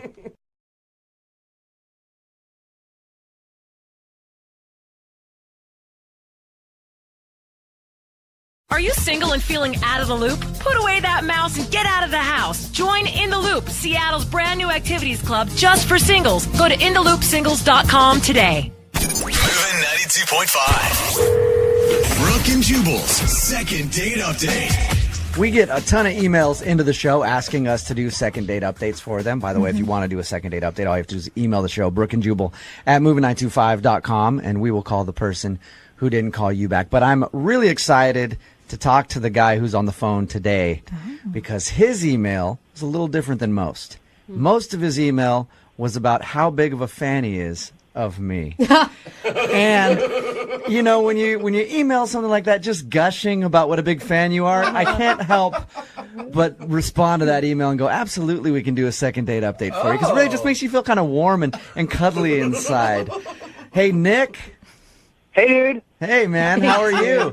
I'm great, man. I'm great. Jubal, it's all you guys, everybody. It's so great to talk to you guys. Nick, real quick, I'll give you a chance to do it in person because your email was really nice, but I feel like that's a little, impersonal. So I'll give you a chance. Just real quick, Nick, how great do you think I am? Dude, you are hilarious, dude. Stop it. Stop it, Nick. Those Stop unsolicited compliments. Your phone taps are amazing. I feel uncomfortable now. Yeah, I feel I bet awkward. I feel awkward. This is embarrassing. Nick, are you sure you want to find this other girl? I mean, you and Jubal just sound like you hit it off. That wouldn't be bad. It wouldn't be bad. Yeah. How are you doing, buddy? Thank you for being a fan of the show, by the way. I appreciated your email. So the girl that you want us to call today, her name is Carrie. Yeah, and again, honestly, like Jubal, you are great, but I love everybody. Honestly, you get this show is so much fun. Thank you, man. That's all Appreciate for real.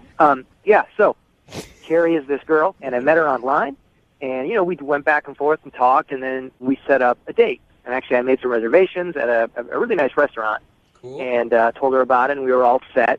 And then getting ready for the day, and I'm trying to get my sideburns even, and I know that sounds unbelievably stupid coming out of my mouth. Not really. I mean, a haircut is important, yeah. I do that all the time. You got to do the finger thing to make sure they're even and stuff. Yeah, and when I'm shaving, like I'll usually shave one higher than the other, and then you spend most of the time trying to even it out, and by the time you're done, half your head is shaved, and the other half is like down to your chin for some reason. You can never get them right. It's an issue that we go through. I do like to know that men have to try a little bit before a date. That's nice. Yes. So I was doing that, and then I was kind of paying attention and kind of not really, and I, turned real quick, and then I had, all of a sudden, razor goes up, and I got a huge bald spot, right in the side of my head. So you went to dinner sporting, half of your head bald? Oops. I could have, but I was like, I can't go on a date, with a huge bald spot. This is insane. So I called her up, and I was like, hey, do you mind if we don't go to dinner, we go to a bar? Oh. And I thought, I got to go to a place where I can wear a hat, so I didn't look like an idiot. Oh. That makes sense. All right, yeah. Okay. Yeah. And then how did the actual date go? Did she notice your bald spot? No, I never took the hat off. But it went really good. Like, it was fun, and we laughed a lot, and actually we talked about you guys, to be honest, about Brooke and Jubal, and yeah. So is she a listener then? Well, actually, she's heard of the show. She's heard of you guys.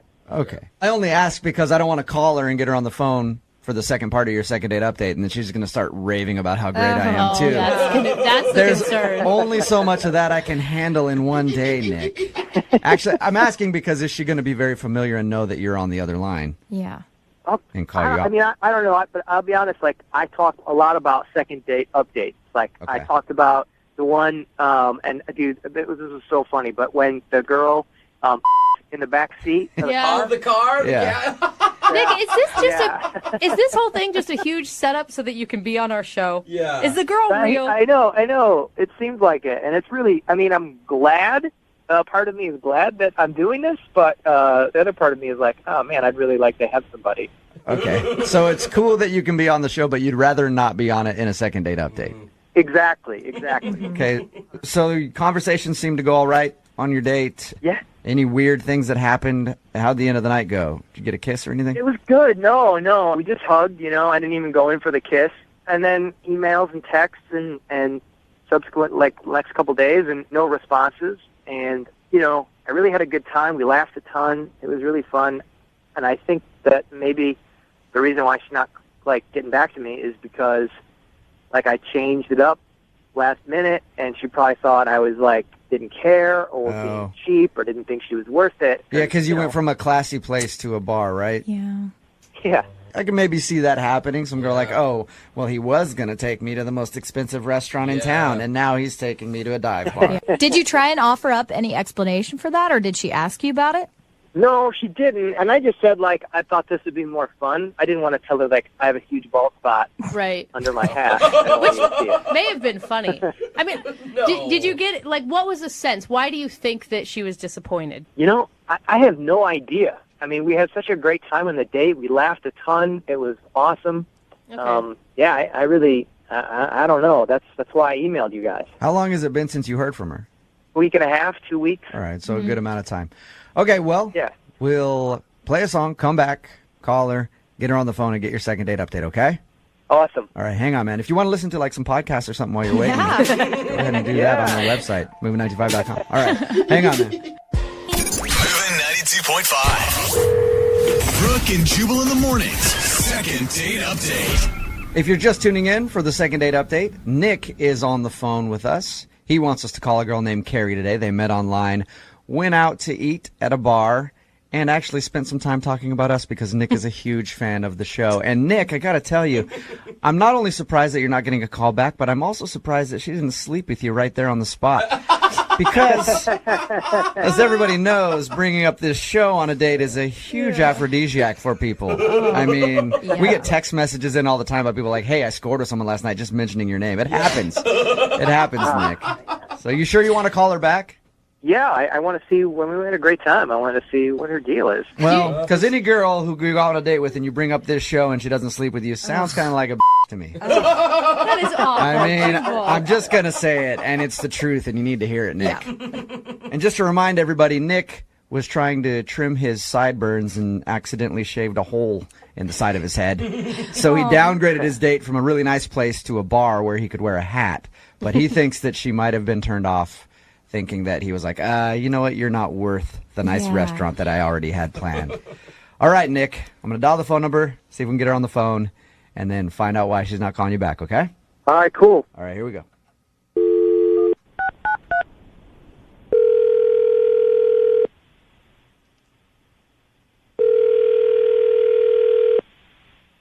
Hello? Hi, can I speak to Carrie, please? Yes? Hey, Carrie, how are you? This is Jubal from Brooke and Jubal in the Morning. Hi, sorry, from where? Jubal from Brooke and Jubal in the Morning, the radio show. Is this some kind of joke? Are you kidding? No, I'm not, actually. I'm calling you today because you recently went out on a date with a listener of ours. Oh, my God. His name is Nick. Oh, my God. Okay. That says a lot. So I think that you know who Nick is. Yeah, I know who Nick is. Nick emailed us a little bit about your date, and he also told us that you're not calling him back, and he wants to get a second date with you. So we said we would call you and ask if there's a specific reason why you're not calling Nick back. Wow. You want me to tell you guys? You want me to tell you why I'm not calling Nick back? Yep, that would be the reason that we're calling today, just so we can let Nick know if he's kind of a screw up when dating or... Oh my gosh. What is so funny? It's just really weird that you guys are calling me when he would not stop talking about you during the date. Really? Hey, Carrie, I will say that we talked to Nick about your date, and it's obvious that he is a big listener to the show. He's a fan. And he likes it a lot. Yeah, a little bit. A little bit, okay. A little bit. And he mentioned that you guys talked about our show. He said that you're not necessarily a big listener, which I hope maybe we can change that in the course of this phone call. I mean... But he did mention... You guys are great. I mean, I feel like I've listened now. I mean, he told me about everything, like loser lines, something about like first date update. Second date update. Like, Second date update, Carrie, and that's exactly what this is. That's the segment that you're on right now. Oh my goodness. So what was the issue then with Nick? He said that you guys had a good time and laughed a lot during your date. Well, I mean, as you can imagine, he had a lot of interesting things to say, so we did laugh a lot, but it was all about you. I mean, I know you guys are great. I'm sure you guys are, like, amazing, but he would not stop talking about you, and he just, like, he kept going on about one of the hosts on your show. It was, I don't know. Who was he talking about? A guy or a girl? Hey, I'll tell you the names of the people, and then you tell me if he was talking about us, okay? Okay. Was it me? My name's Jubal. Hi. No, it wasn't a guy. Oh, it wasn't? Okay, so that rules me and Jose out. Brooke? No, it wasn't Brooke. Lydia, then. Does that name sound familiar? Yes, it was Lydia. Someone's got a crush I don't know, on but he Lydia. has, I think he has some major crush on her. Like, he was saying, oh, she's so funny. Lydia does a traffic update. She has a sensual voice. A sensual voice, okay? That's what he was blushing. Yeah. Lydia, say hi to Carrie. Carrie knows a lot about you. You guys have never met.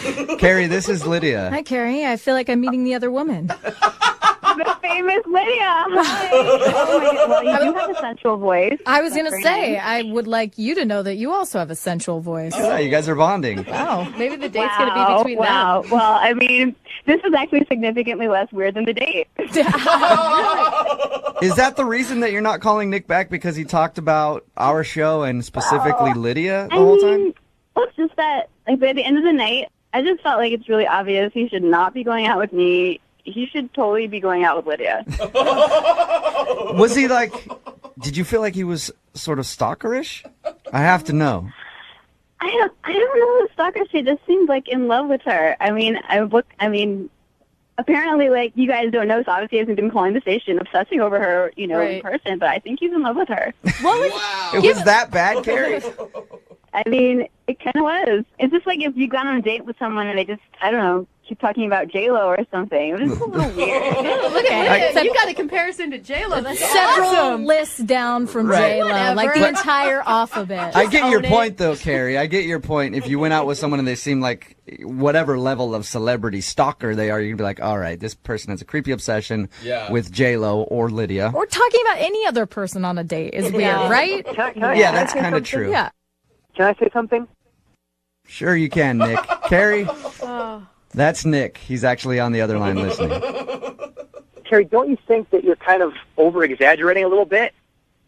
I just want to say that, like, yeah, I mean, I did talk about Lydia and stuff, but I talked about everybody on the show.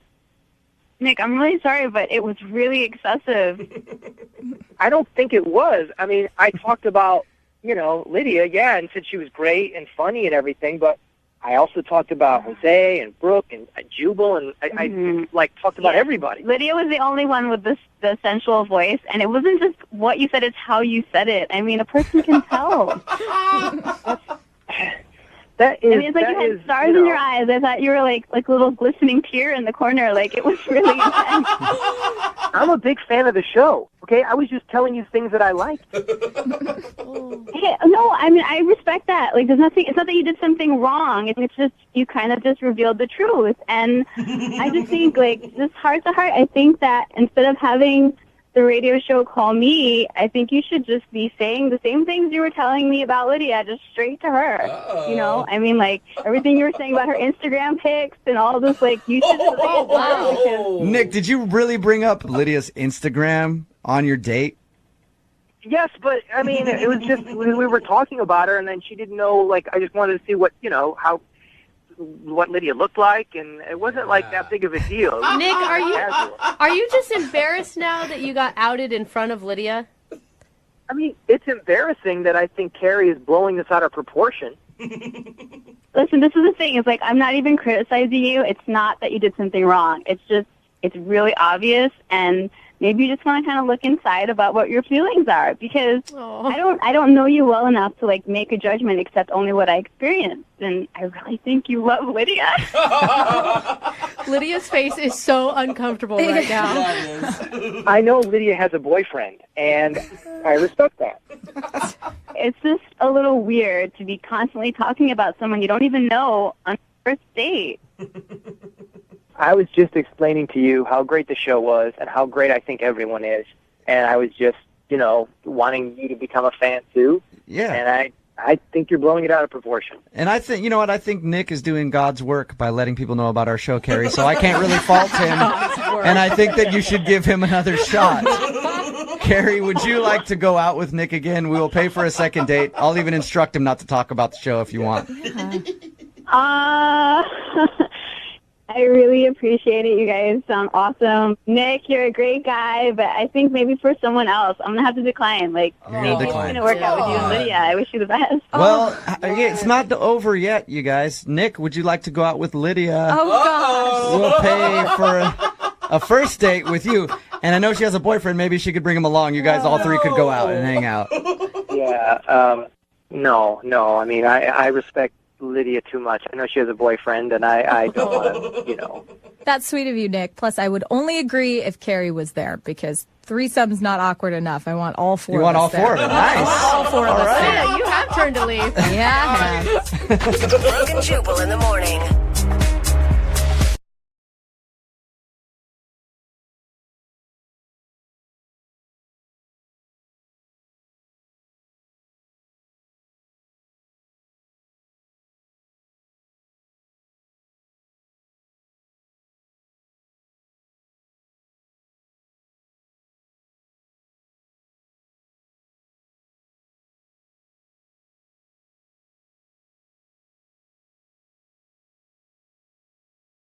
Need LASIK? Trust the experienced team at the LASIK Center at Evergreen Eye Center. No glasses, no contacts, no limits. What will you do?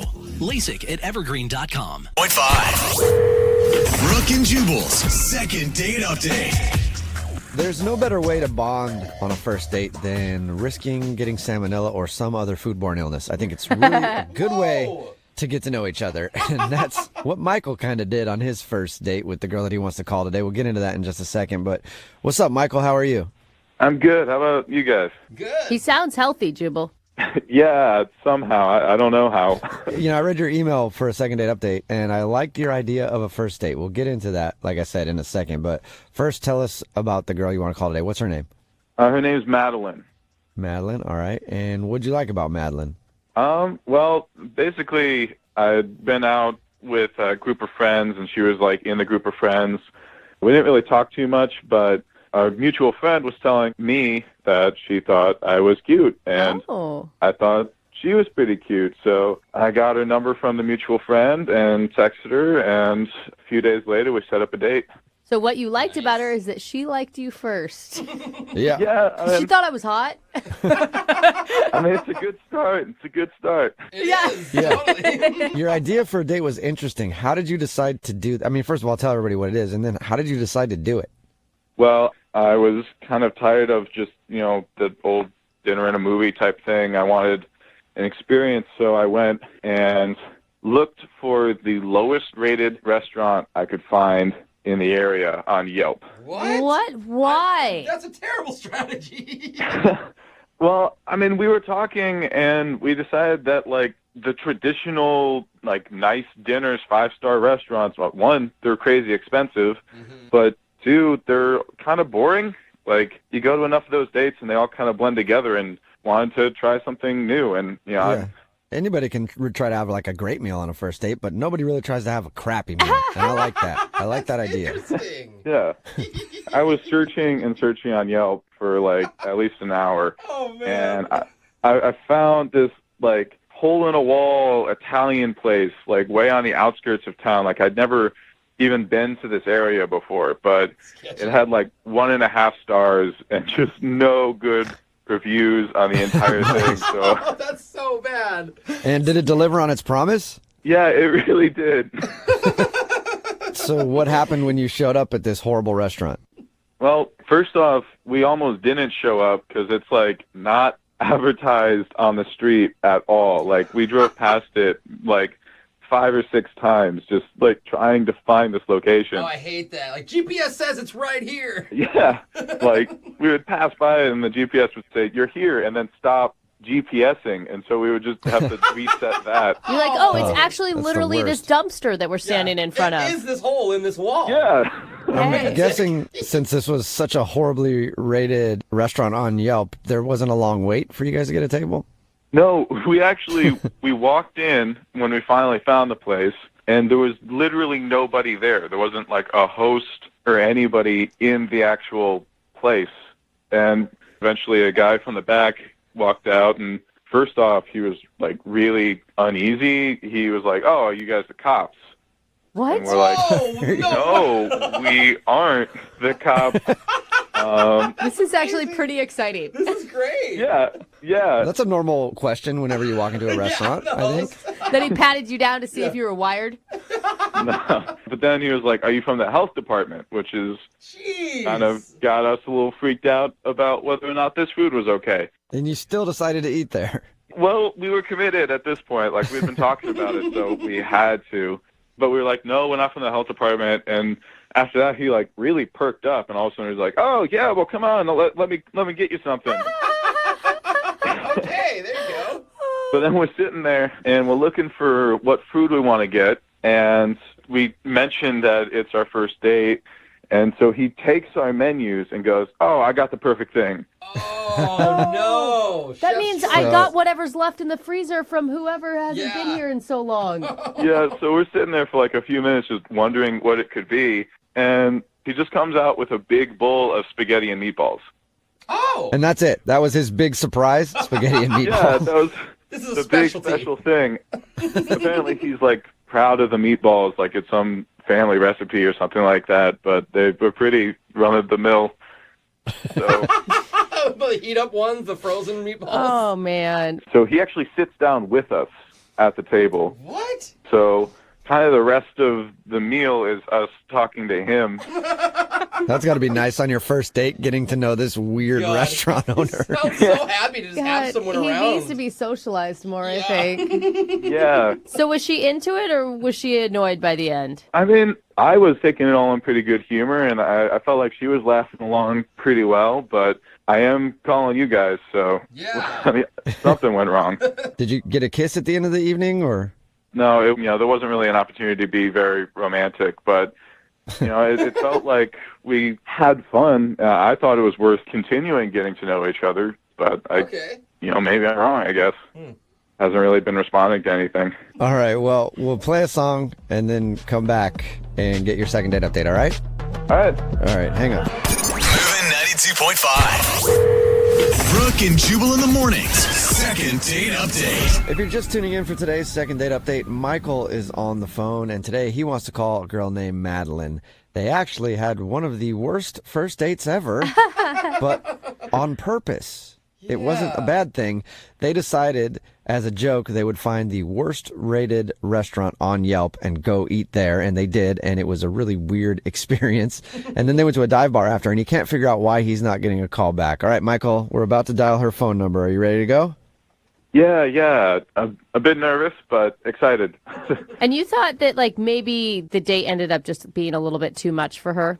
I think so. I can't imagine anything else. I'm afraid I freaked her out, but I remember she was the one who first expressed interest in me, so I'm really in the dark here. Okay. You don't think maybe she got food poisoning and died, do you? Died?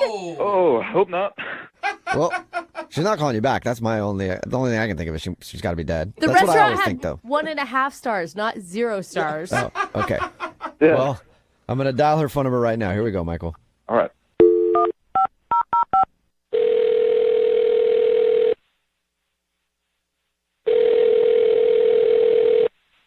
Hello, Hi, may I speak to Madeline, please? this is she. Hey, Madeline, how are you? This is Jubal from Brooke and Jubal in the morning. I think I made my payment this month already. Are you sure? Because I'm checking my records and I don't see a payment made. No, I mailed it like 2 days ago. I'm not a bill collector or anything else. This is Jubal from Brooke and Jubal in the morning. It's a radio show. Oh.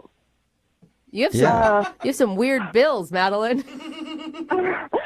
I'm sorry. I get lots of weird phone calls. But if you'd like to submit a payment to me, I would be more than willing to give you my information and you can send a check. No, I give away too much money as it is. So what's up? I'm calling you today because we do a segment on our show called The Second Date Update. That's where if you go out on a date with somebody and then end up not calling them back after, they can email us to get you on the phone and find out what happened. And Michael actually sent us an email wondering if we could get you on the phone and ask why you're not calling him back. Michael? Yeah, that's a pretty heavy sigh there, Madeline. Yeah, I'm a little frustrated with Michael at the moment. Oh. Really? Can you tell us why? Well, it was just one of the most frustrating dates ever. Frustrated? Yes, frustrating. I don't know how else to describe it. Frustrating. He said you guys laughed, you had fun, you connected. Yeah, I really didn't have the opportunity to connect with him because I was like panicking the whole time. You were panicking? Yes. Why were you panicking?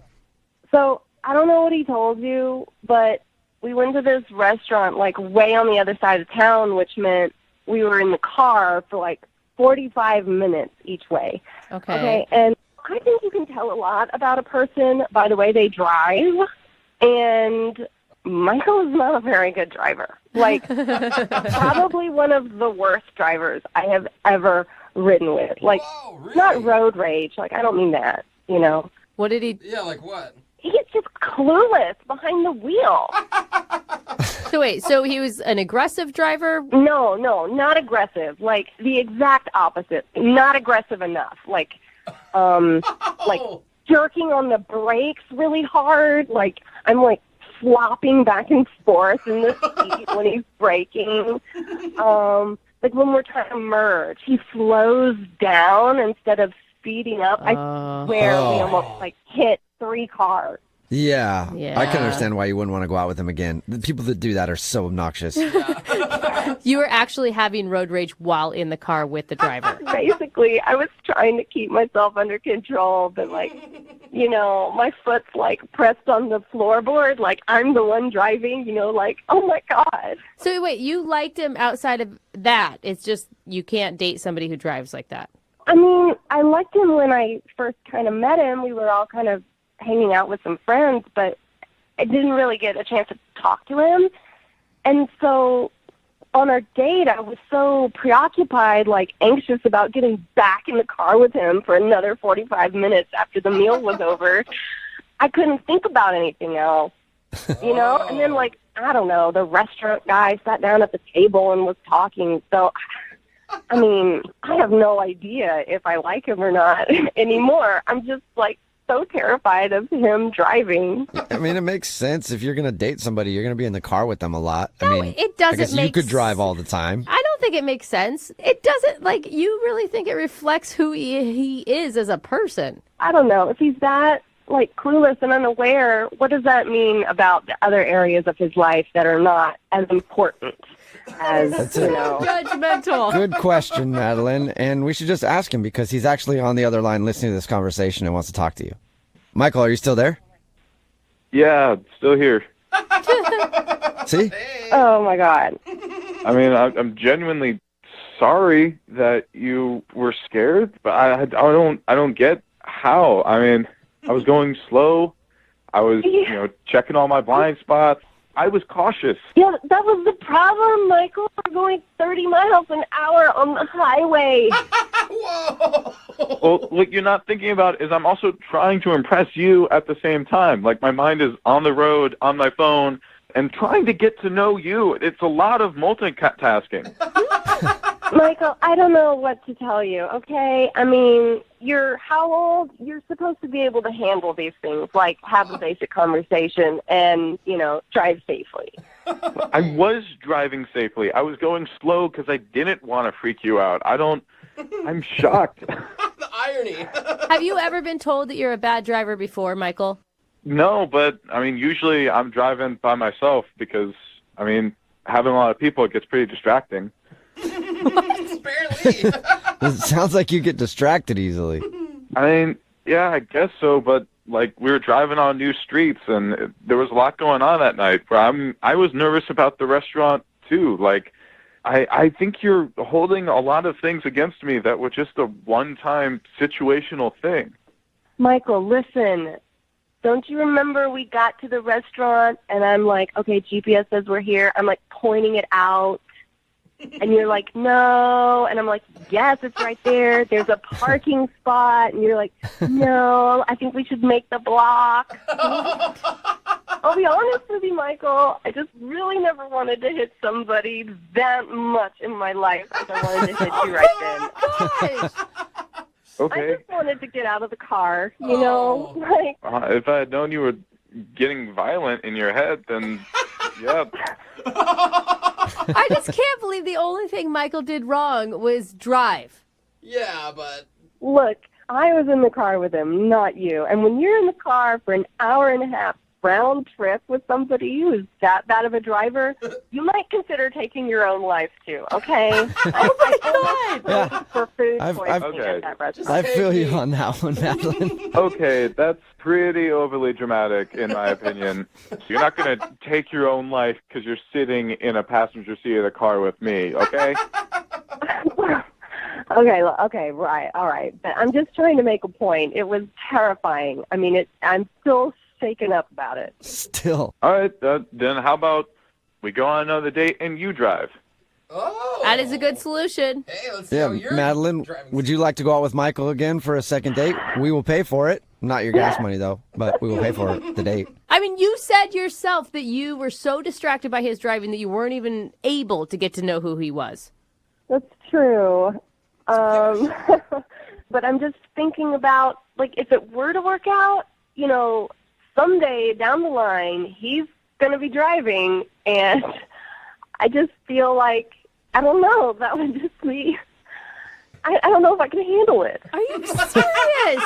So you won't go out with him again in case you ever have to drive with him. Madeline, you guys could become the public transit couple.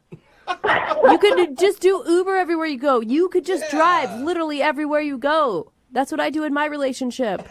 Look, his driving just makes me a terrible person, apparently. And I don't want to be that person. So I just don't want to risk it. Okay.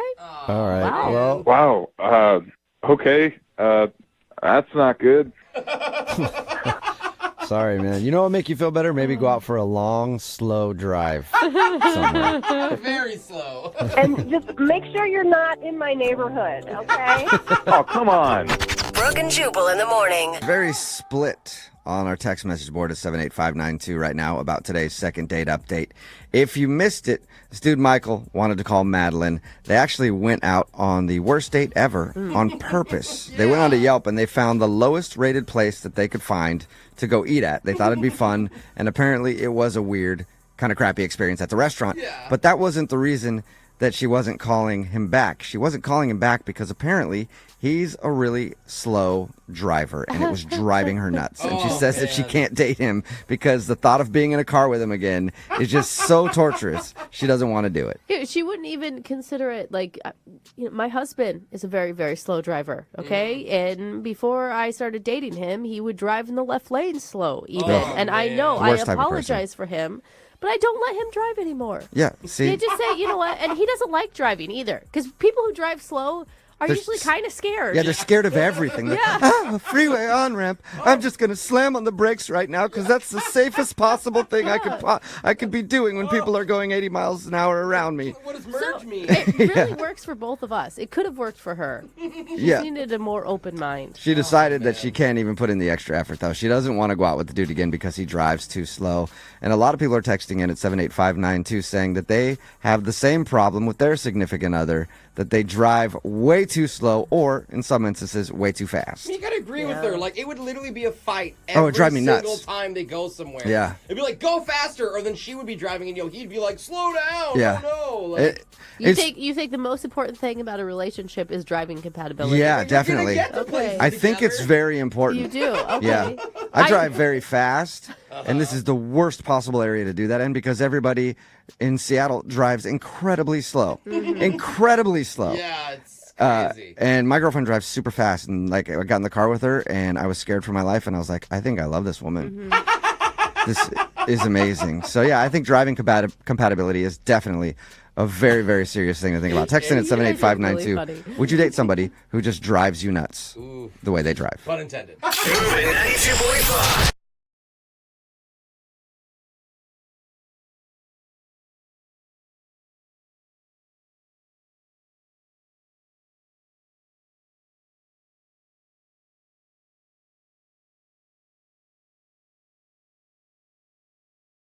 Need LASIK? Trust the experienced team at the LASIK Center at Evergreen Eye Center. No glasses, no contacts, no limits. What will you do?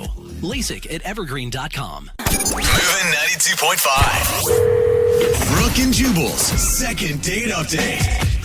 For today's second date update, a listener named Robert is on the phone, and his email started off by saying kids make dating difficult. Oh, yeah, that's true. I didn't really read more after that. I just wanted to get him on the phone because, Robert, why are you dating kids? Oh, my God, that's so Of course that's going to be difficult.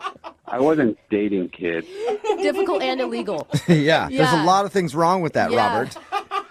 No, actually, I have a kid. I'm a single parent. Oh. Makes so much more sense now, Robert. All right.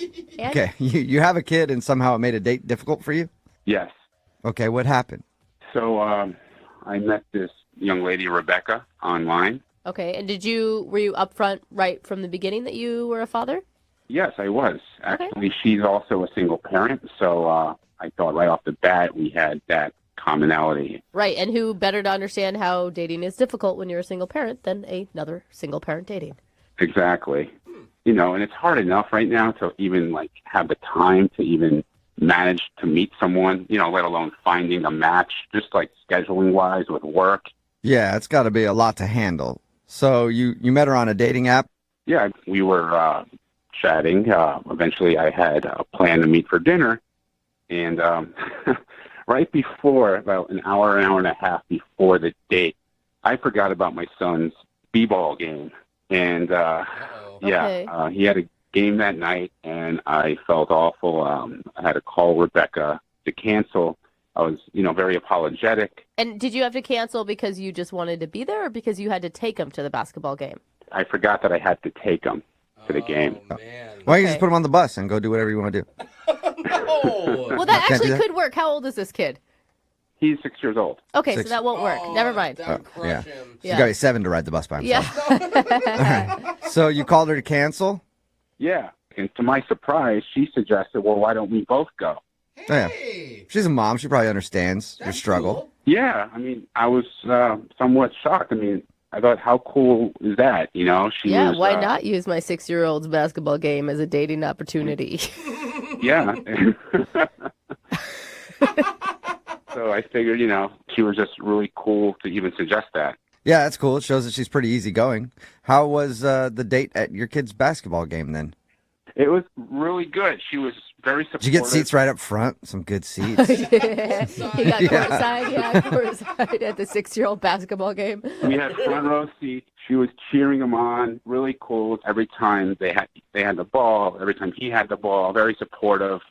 Was he like, who's this strange lady cheering me on, Dad? Actually, they met right before the game, so it wasn't that weird. Okay. That's good.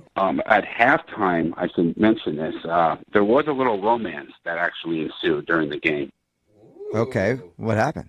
She, she got a little hungry. I said, I'll be right back. I'll get some food. And she was like, I'll tell you what, if you bring me some popcorn, I'll give you a kiss. And I was like, back in a flash. They didn't even have popcorn? You had to, drive to a movie theater to find some? Pretty much. I had to leave. Yeah, pretty much. So she gave me a kiss when I got back. The second half started. She was cheering. My kids' team lost, unfortunately. That's probably why she's not calling you back. She wants a winner.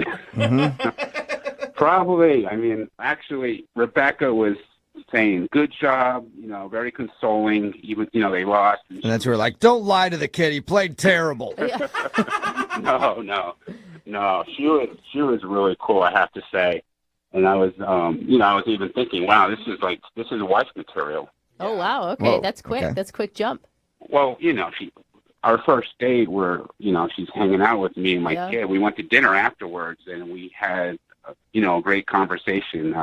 Our kids have a lot in common. They're only a couple of years apart. Did your son come to dinner with you guys too? Yeah, he came with us, and it was a lot of fun. She was asking a lot of questions about school, about sports, and, he was very comfortable with her. So, I couldn't help but think that this would be a possible, candidate here. Okay, well, other than just the kid stuff, did you like her? Did she seem like you? Yeah, it seemed like we had a spark. I mean, she wouldn't have given me a kiss, I don't think, if she didn't like me. Good point. Yeah. Very good point. I don't know. Popcorn's pretty good. I do a lot of things for popcorn. That's true. Yeah. That's true. All right, how did everything end with her then? I dropped her off, said goodnight. She gave me a hug. She said goodbye to my son, and here we are. That was 2 weeks ago. I haven't heard from her. I've been trying to get a hold of her, text her. I called her once. Huh. So it's, just really disappointing. Like I said earlier, it's really hard to find a time to meet someone. I don't know, if I might have said something to offend her. Or, just really frustrated. Okay, well, we'll play a song, come back, and then call her and get your second date update, all right? Sounds good. Okay, man, hang on. Moving 92.5. Brooke and Jubal in the mornings. Second date update. If you're just tuning in for today's second date update, Robert is on the phone, and he took the girl that he wants to call today, her name is Rebecca, to a sporting event. Always a good idea, unless, of course, it's a 6-year-old's basketball game. What was the score, by the way, Robert? 9-6? Seriously. It's actually even less than that. All right. Good job, kids. Good job. Yeah. If you're just tuning in, Robert actually forgot that he had his kid the night that he scheduled a date with Rebecca. She has a kid, too. And he had to take him to a basketball game, and Rebecca actually was like, fine, I'll go. So they went to the basketball game and then had dinner after. He said everything went great. He even got a kiss in the middle of the game. Ooh. And now she's not calling him back, and he can't figure out why. You ready to get her on the phone, Robert? Yeah, like I said, I just really want to find out why she hasn't gotten back to me. I can't figure it out. I'm completely baffled. So I just want to hear the truth. I just want to find out what the deal is. All right. All right, cool. Well, I'm going to dial her phone number right now and see if we can figure it out. Here we go.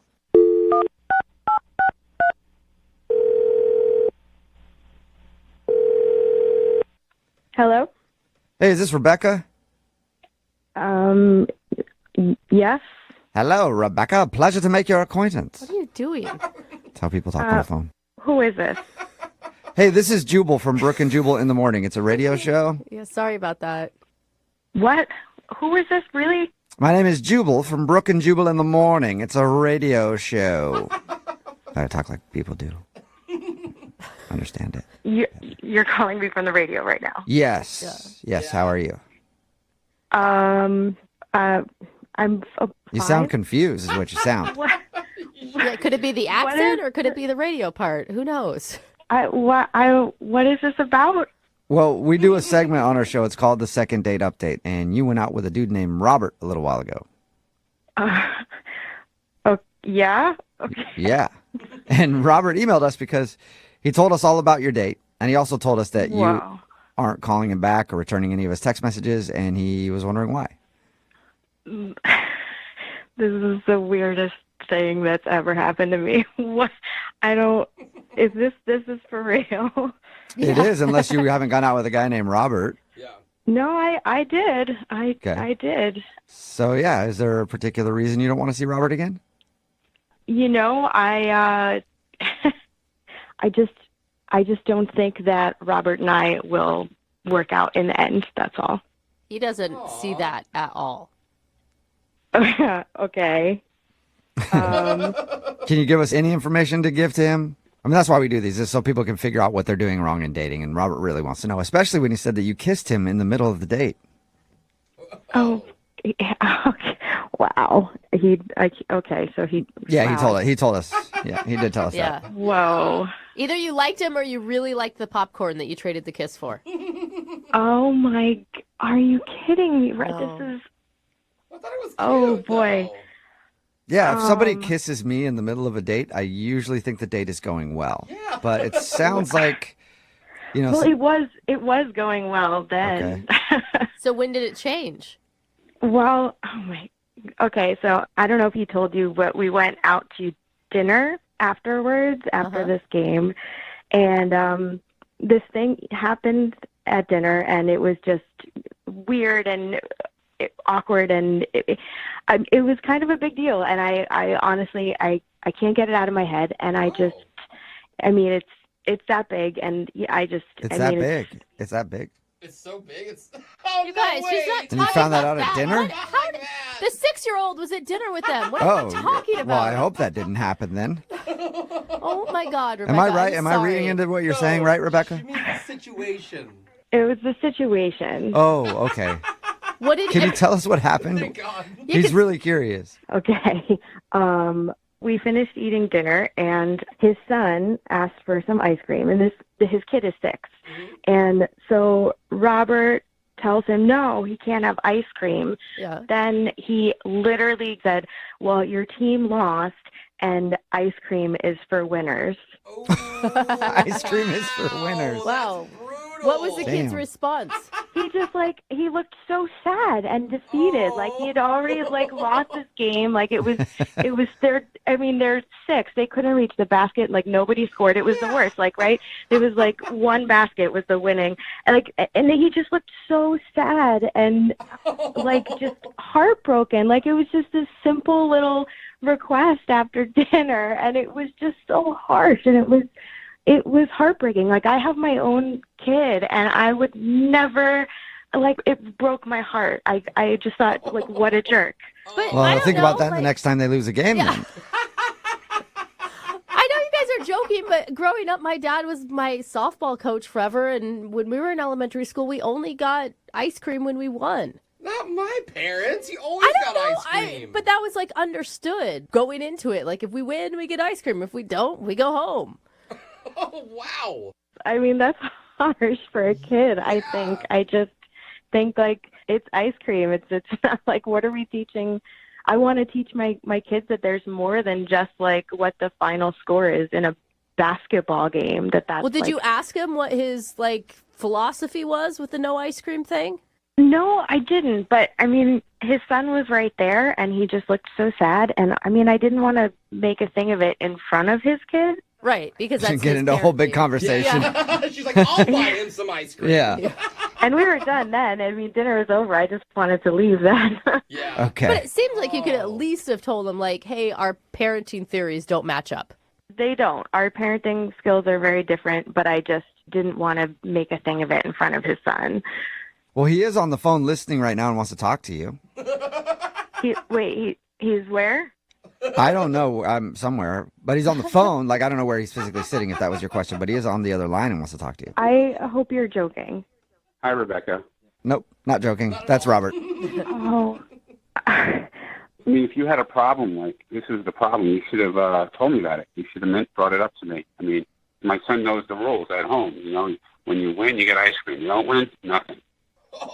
Well, I think it was pretty clear if you were listening to my whole call that I feel differently about winning versus losing and rewards and something as simple as ice cream.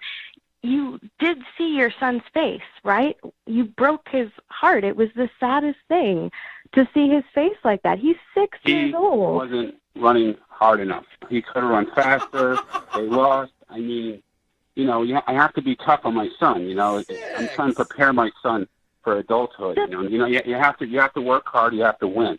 Yeah, when he's the next like CEO of some major company and he writes a book called "Ice Cream is for Winners," you'll see. Robert, I mean, what is the purpose of doing the ice cream only for winning? Give him motivation so he can work harder. You know, I teach him to play hard, to be a winner, to give it his all, not to have it on the basketball court. Whoa. I mean, if you have a different parenting style, I mean, that's probably quite obvious in the way that you were brought up, in the way you're raising your kid, maybe. I don't know. So you're judging me right now? That's what's happening. You're judging me because I would give my kid ice cream in this situation. Absolutely. Whoa. I believe that ice cream is for winners. I believe that wholeheartedly. Okay. And if you don't agree with that, then maybe you're the one that's not being a good parent. Whoa! Dude, shots fired. I mean, all I can say is that this basketball was more than half the size of your child. You think he needs to run faster? He's 6 years old. Yeah. I mean, I don't understand this like food for winning thing. I mean, you brought me some plain dry popcorn. You didn't put butter or salt on this popcorn, and I still gave you a kiss. So how about that, Robert? I'll tell you why you gave me a kiss. It's because I'm a winner, Rebecca. Oh my God. Rebecca, I am so sorry for defending this guy for moments before we actually talk to him.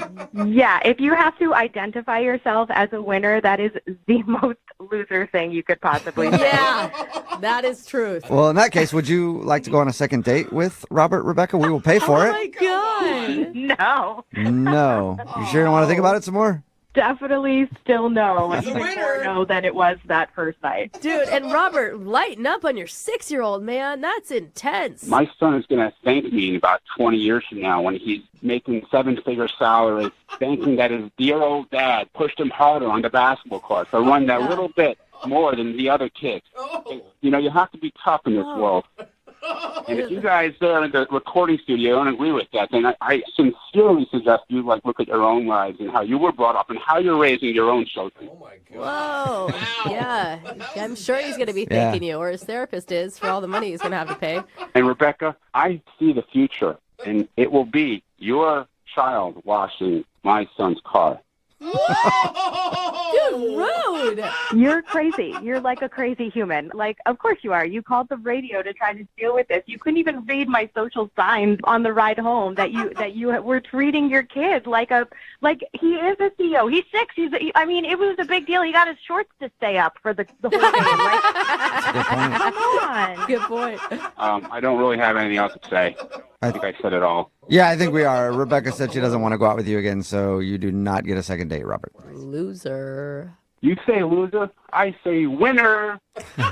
And all you guys can go to hell. All right. Well, you don't get a second date, so I'm guessing no ice cream after this whole phone call for you, Robert. But keep winning. Brooke and Jubal in the morning.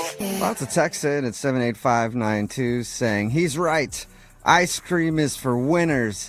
These stupid millennials and their participation trophies. God, Talking about today's fired up. second date update. Yeah, they are very fired up on the text message board. It's also very very split. A lot of different parenting techniques out there. Definitely. If you missed the second date update, this dude Robert wanted to call Rebecca. He's a single father. She's a single mother. He scheduled a date, but he forgot that he had to take his son to his basketball game that night. And she was like, well, I'll just come with you.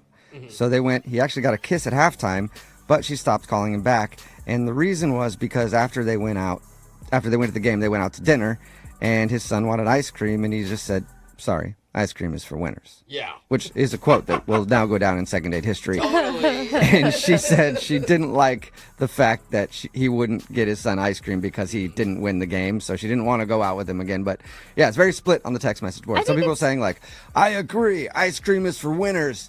Yeah. And if getting everybody ice cream is what creates snowflakes these days. run to your safe space. And then other people like, everybody should get ice cream. I was with him. You could say no to your kid for ice cream. That's no big deal. But then he started attacking her parenting style and calling her a bad mom. I'm like, okay, Yep. you're the jerk at the sideline of the kid's game who's yelling at the coach and know. is way too aggressive yourself. And then he attacked all of us and how our parents were. And I'm like, dude, my dad tried to fight refs at every single game. Yeah, look how I turned Yeah. out. We should be friends. I actually almost broke a guy's nose at a game once because I was angry at my dad yelling at me. So I hit the guy in the face so I could get kicked out of the game so I didn't have to hear it anymore. Look at that's not a snowflake. That's just real solid parent. Look at where I went to.